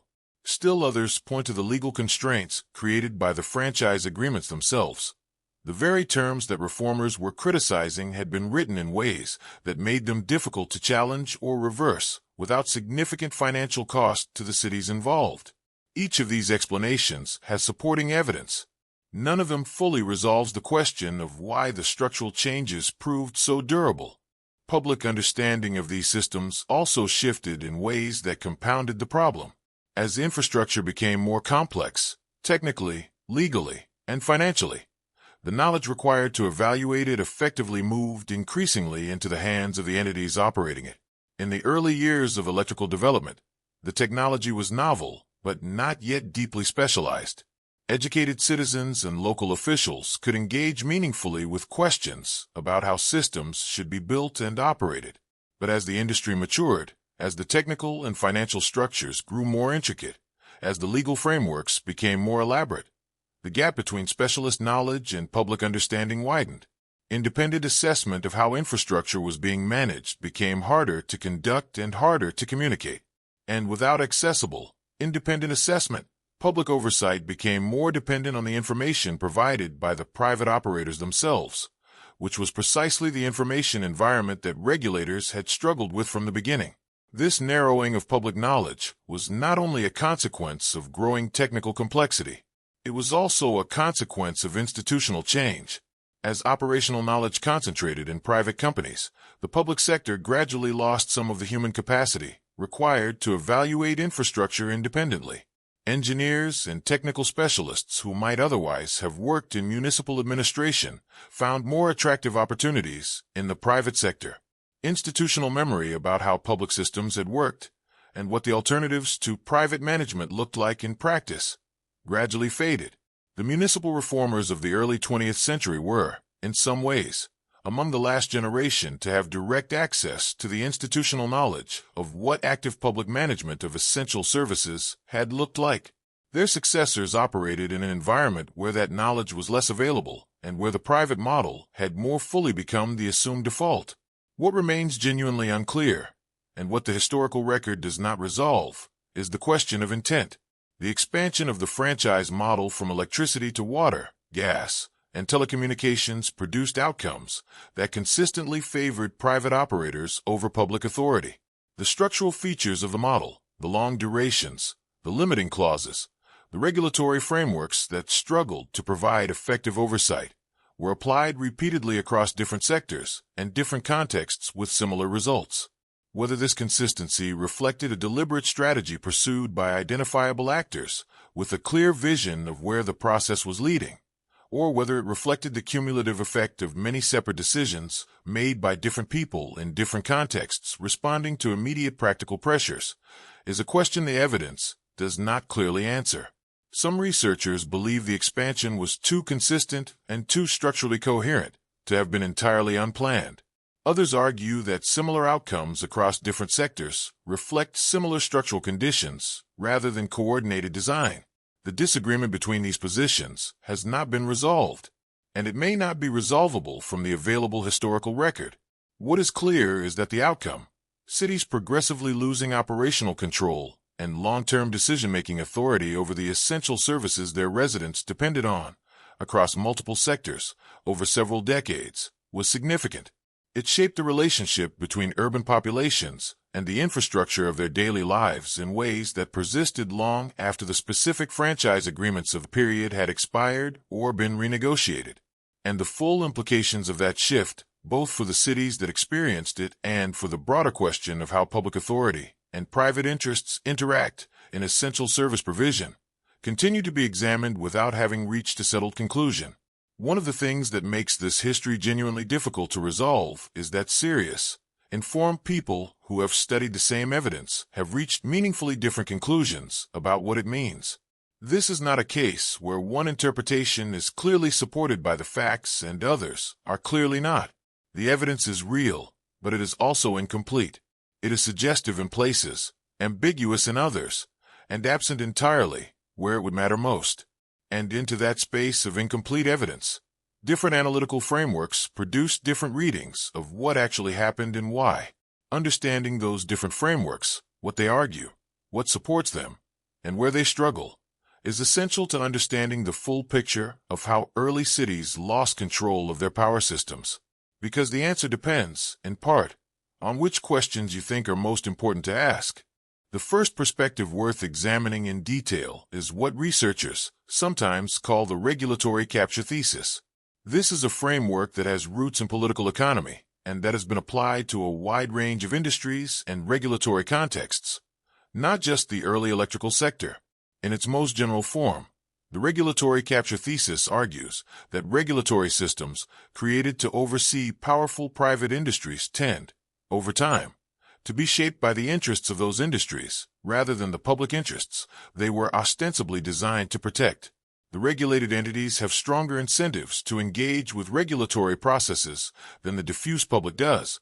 They have more resources to devote to that engagement, and they have more detailed knowledge of the technical and financial dimensions of the regulated activity. Over time, these asymmetries produce regulatory systems that function more in the interests of the regulated than the public. Applied to the early electrical industry, the regulatory capture thesis makes a stronger claim than just gradual drift. In this specific application, some researchers argue that the design of regulatory systems was influenced from the beginning by the interests seeking to be regulated. The standardized franchise language, the movement of legally sophisticated advisors between negotiations, the consistent structural features that limited public authority. These are interpreted, in this framework, not as the coincidental products of a new industry finding its footing, but as the intentional outputs of a process in which private interests actively shaped the rules of their own oversight. The companies involved understood that they were operating in a regulated environment. They understood that the terms of that regulation would determine the long-term profitability of their operations, and they had both the incentive and the resources to ensure that the regulatory framework was designed in ways favorable to their interests. The evidence that supports this view is real and documented. The movement of legal advisors is documented. The consistency of franchise terms across independently negotiated agreements is documented. The involvement of private interests in shaping early regulatory legislation, through lobbying, through the placement of sympathetic individuals in key positions, through the funding of policy advocacy, has been traced in specific cases. None of this evidence is invented. But this is where it becomes unclear, because documentation of individual elements of a coordinated process is not the same as documentation of the coordination itself. The regulatory capture thesis requires not just that these elements existed, but that they were connected, that there was a sufficient degree of intentional coordination across different cities, companies, and actors to constitute something more than coincidental parallel behavior, and establishing that level of coordination from the available historical record is difficult, in many cases impossible. The second major perspective takes a fundamentally different view of the same events, where the regulatory capture thesis sees coordination and intent. This alternative view sees fragmentation and contingency. Cities made individual decisions based on local conditions. Private companies competed with each other as well as cooperating. The outcomes that resulted from these decisions were sometimes problematic, but they reflected the genuine limitations and pressures of the period rather than a coordinated design. This perspective takes seriously the real constraints that city governments faced: the underfunding, the administrative weakness, the technical challenges of managing rapidly developing infrastructure, and argues that these constraints, not private manipulation, were the primary drivers of how the transition unfolded. Cities accepted unfavorable franchise terms not because they were maneuvered into them by a coordinated private strategy, but because, given their real limitations, the private offers on the table were genuinely the best available options. This view also points to evidence that complicates the coordination thesis. Private companies during this period did not always act in concert. They competed aggressively for franchise rights in many cities. They sometimes undercut each other's pricing in ways that benefited consumers, at least in the short term. The electrical industry in its early decades was not a monolithic entity with a unified strategic agenda. It was a competitive and sometimes chaotic field in which multiple actors pursued their own interests in ways that did not always align. And city officials, even when making decisions that in retrospect appear disadvantageous, were often responding to real pressures and real constraints in ways that made sense within their specific contexts. The disorganized view of the transition does not minimize the problematic outcomes. It argues that those outcomes were the product of structural conditions rather than deliberate design. At first, this perspective seems to offer a more moderate and perhaps more charitable reading of the history. But there is a problem with it as a complete explanation. Structural conditions can produce systematic outcomes without requiring that those outcomes be intended by any particular actor. The disorganized view correctly notes that the transition was not a single coordinated event, but it does not fully account for why the disorganized decisions of many different actors consistently produced outcomes that were favorable to private interests and unfavorable to public ones.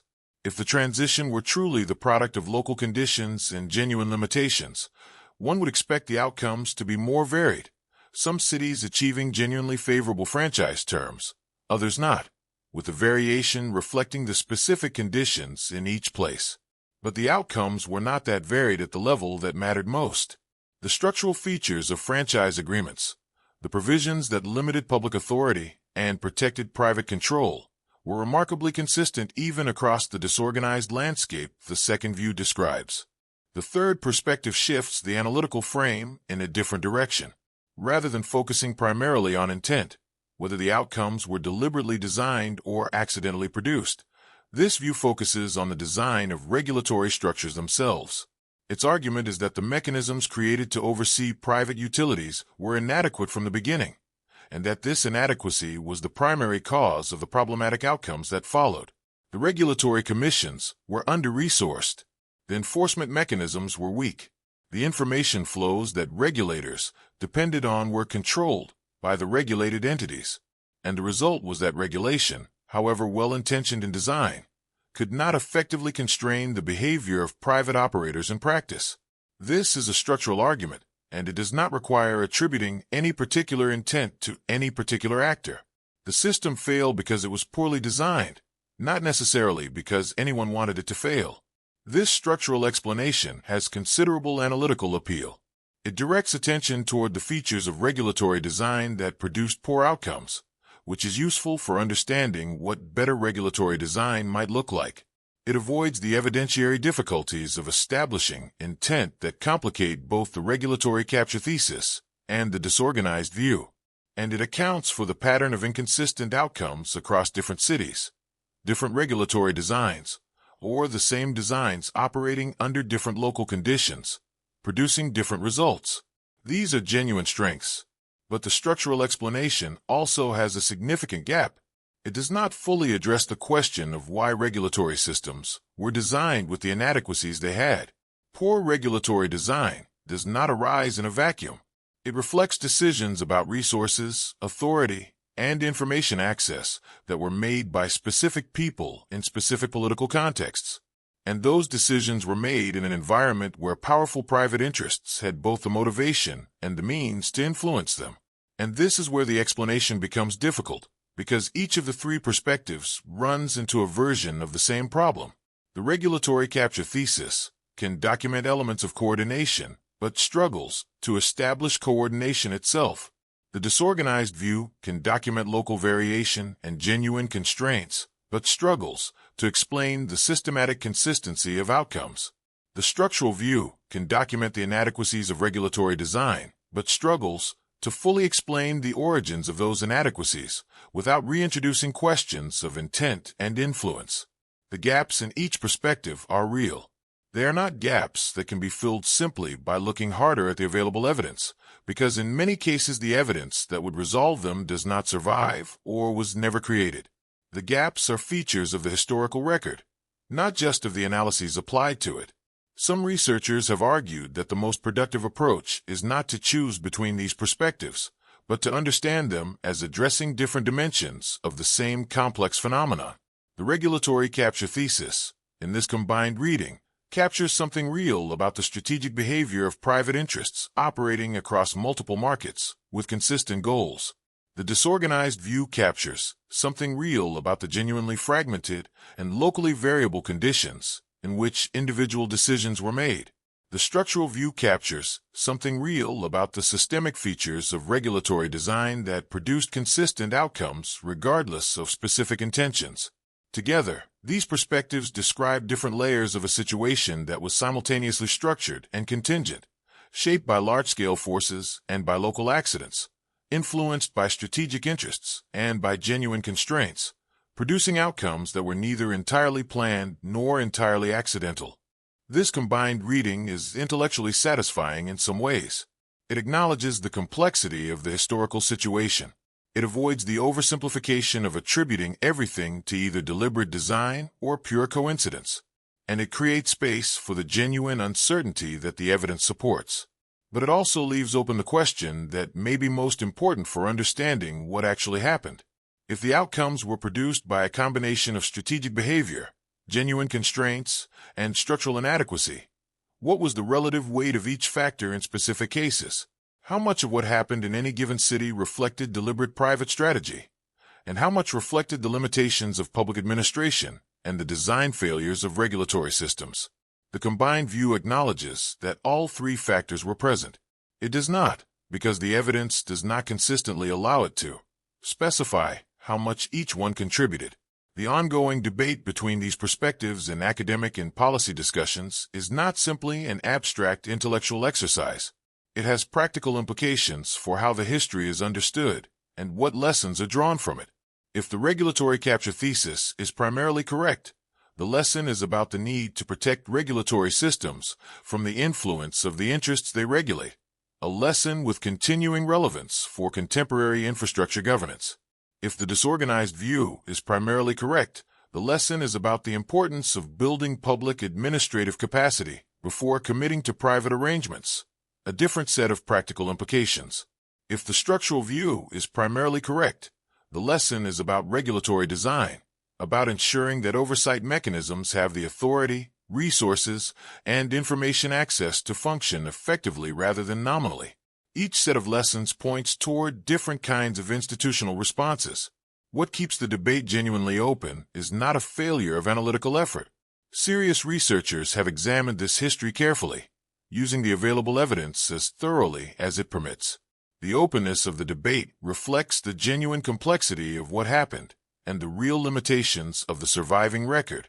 Some questions that would resolve the debate cannot be answered because the evidence needed to answer them does not exist.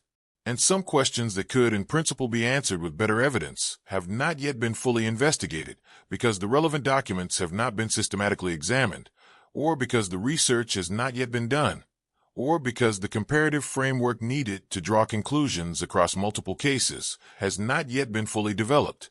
What remains, after surveying these different perspectives and the evidence behind each of them, is a historical question that is genuinely unresolved, not because no one has tried to resolve it, but because the resolution requires a level of certainty that the available evidence does not provide. Some believe the full picture requires combining all three perspectives in ways that acknowledge their individual strengths without ignoring their gaps. Others maintain that one perspective captures the essential truth more accurately than the others. The disagreement between these positions is real, and it persists among researchers who have examined the same evidence carefully and in good faith. That persistence is itself a meaningful fact about the state of knowledge on this question, and about how much of the story of what actually happened in those early franchise negotiations remains, at its core, genuinely uncertain. After traveling through a decade's worth of evidence, across multiple cities, multiple countries, and several decades of a transition that reshaped how urban populations accessed essential services, it is worth stopping to ask a direct question. What can actually be said with confidence, not what can be suggested, or implied, or raised as a possibility? What is genuinely established by the available evidence, examined carefully, and without either overstating or minimizing what it shows? This is a question that historical investigation should eventually be able to answer, at least partially. And in this case, partial answers do exist. There are things the evidence supports clearly, but those clear things sit alongside a larger set of questions that the evidence does not cleanly resolve, and understanding the difference between the two is essential to understanding what this history actually tells us. The clearest thing the evidence establishes is that the transfer of control happened. Cities did move from positions of meaningful authority over essential infrastructure to positions of significantly reduced authority. This transfer occurred through a defined mechanism, the franchise agreement, that formalized the arrangement and created legal structures governing how it would operate. The transfer was not uniform across all cities or all sectors. It happened at different times, under different conditions, and with different terms in different places, but the overall direction was consistent. Across the industrialized world, during a specific historical period roughly spanning the last 2 decades of the 19th century and the first 2 of the 20th, public authority over electrical infrastructure, and then over other essential services, contracted. Private operational control expanded. This is not a contested observation. It is the baseline fact from which everything else in this investigation has proceeded. It is also reasonably clear that the franchise agreements governing these transfers frequently contained terms that limited the future options of the cities that signed them, long durations that locked cities into arrangements for decades, clauses that restricted the development of competing public infrastructure, provisions that complicated the process of reclaiming control at the end of franchise periods, regulatory frameworks that were formally present but practically limited in their enforcement capacity. These features of the agreements are documented across multiple jurisdictions. They were not incidental to the arrangements. They were structural elements that shaped the long-term balance between private operators and public authorities, and they produced, in a significant number of cases, outcomes that differed from what had been publicly promised when the agreements were being justified to residents and elected officials. Regulatory oversight, the evidence also clearly shows, was insufficient in many cases to prevent those gaps between promise and outcome. This is not an argument that regulation never worked. In some cities and some periods, regulatory mechanisms did provide meaningful protection, but the pattern of inconsistency, the variation in outcomes that did not track the variables that should have explained it, the regulatory bodies with limited authority and compromised independence, the complexity of pricing structures that made effective oversight technically difficult, is documented well enough to be stated with confidence.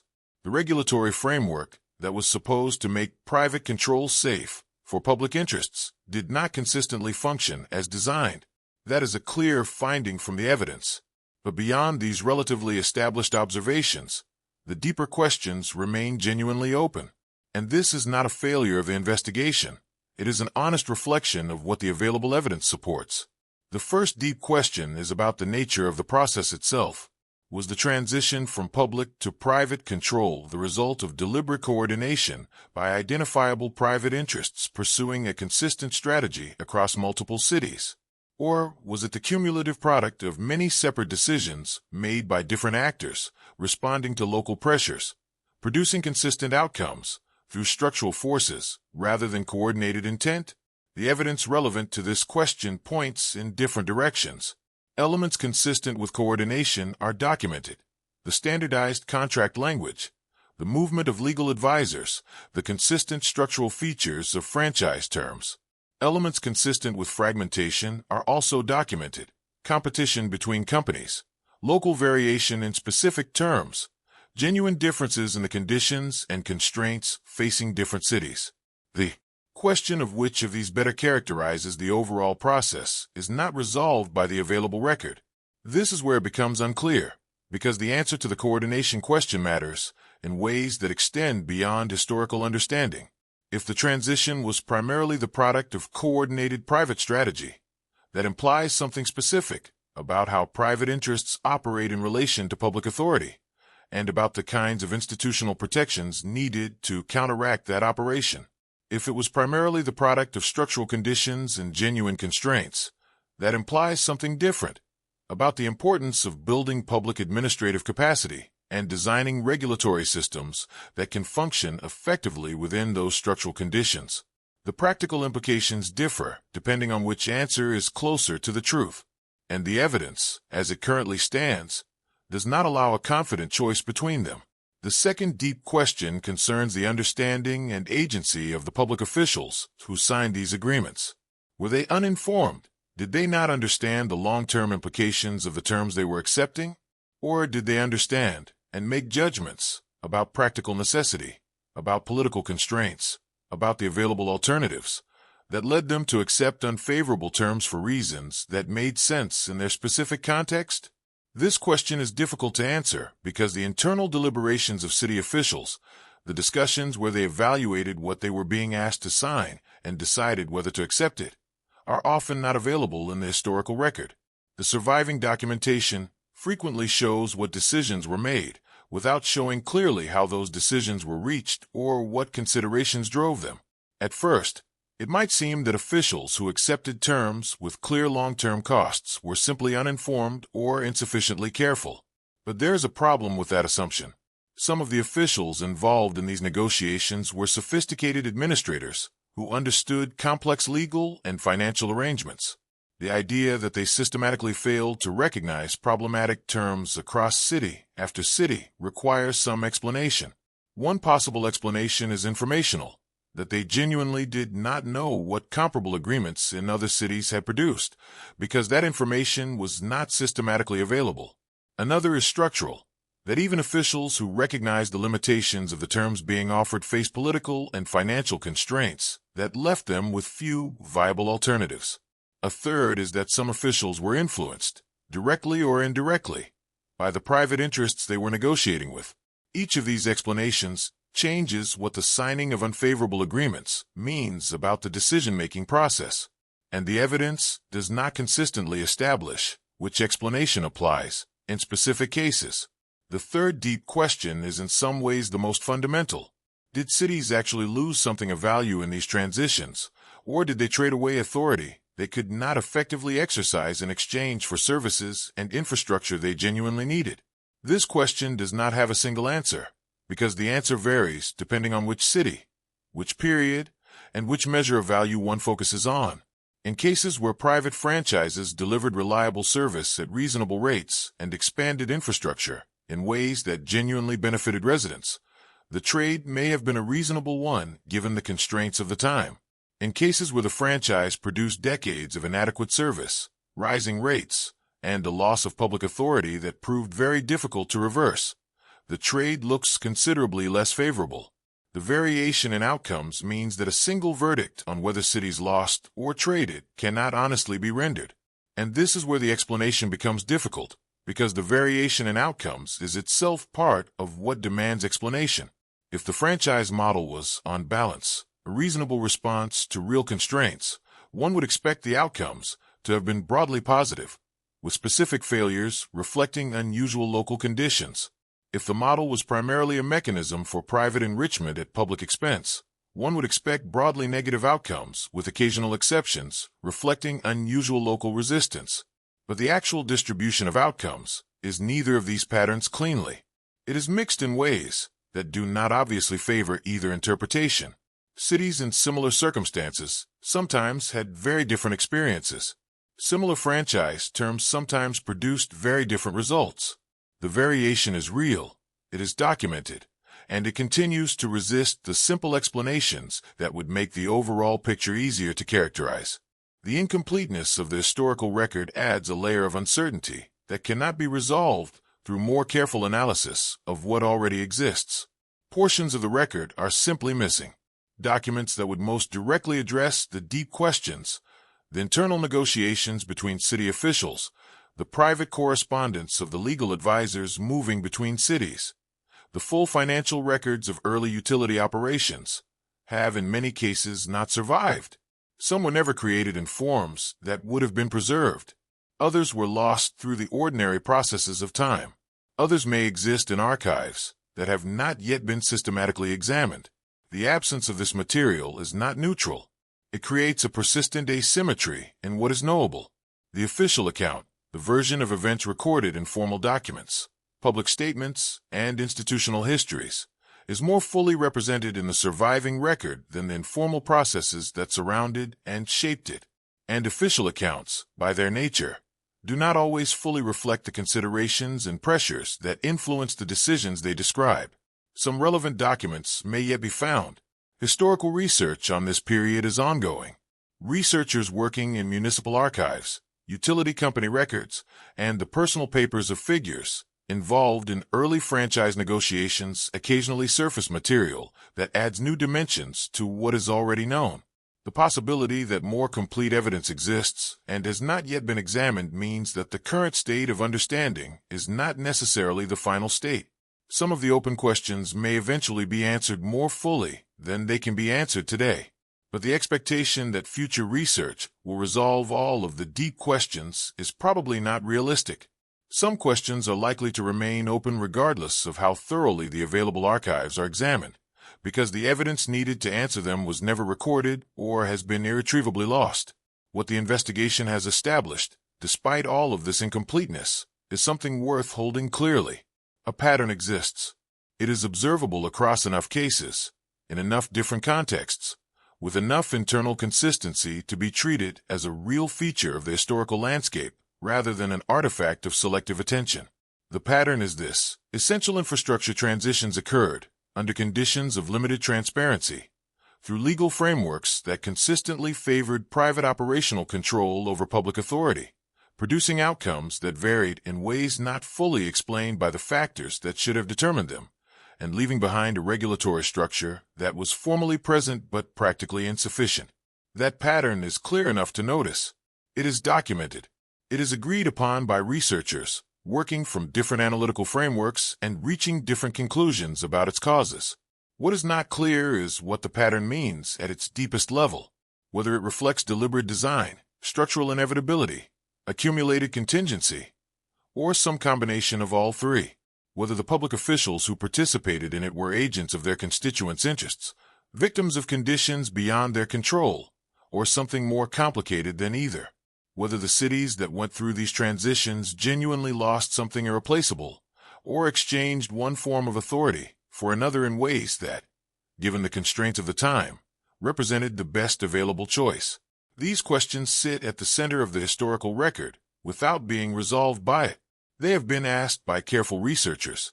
They have generated genuine analytical disagreement, and they remain, in the most honest description of where the investigation currently stands, genuinely open.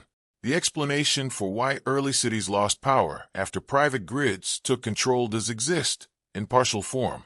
The mechanisms are documented. The conditions are described. The outcomes are recorded. But the explanation does not fully satisfy the questions it raises. There is a gap between what the official account offers and what a careful reading of the evidence suggests. That gap is not enormous.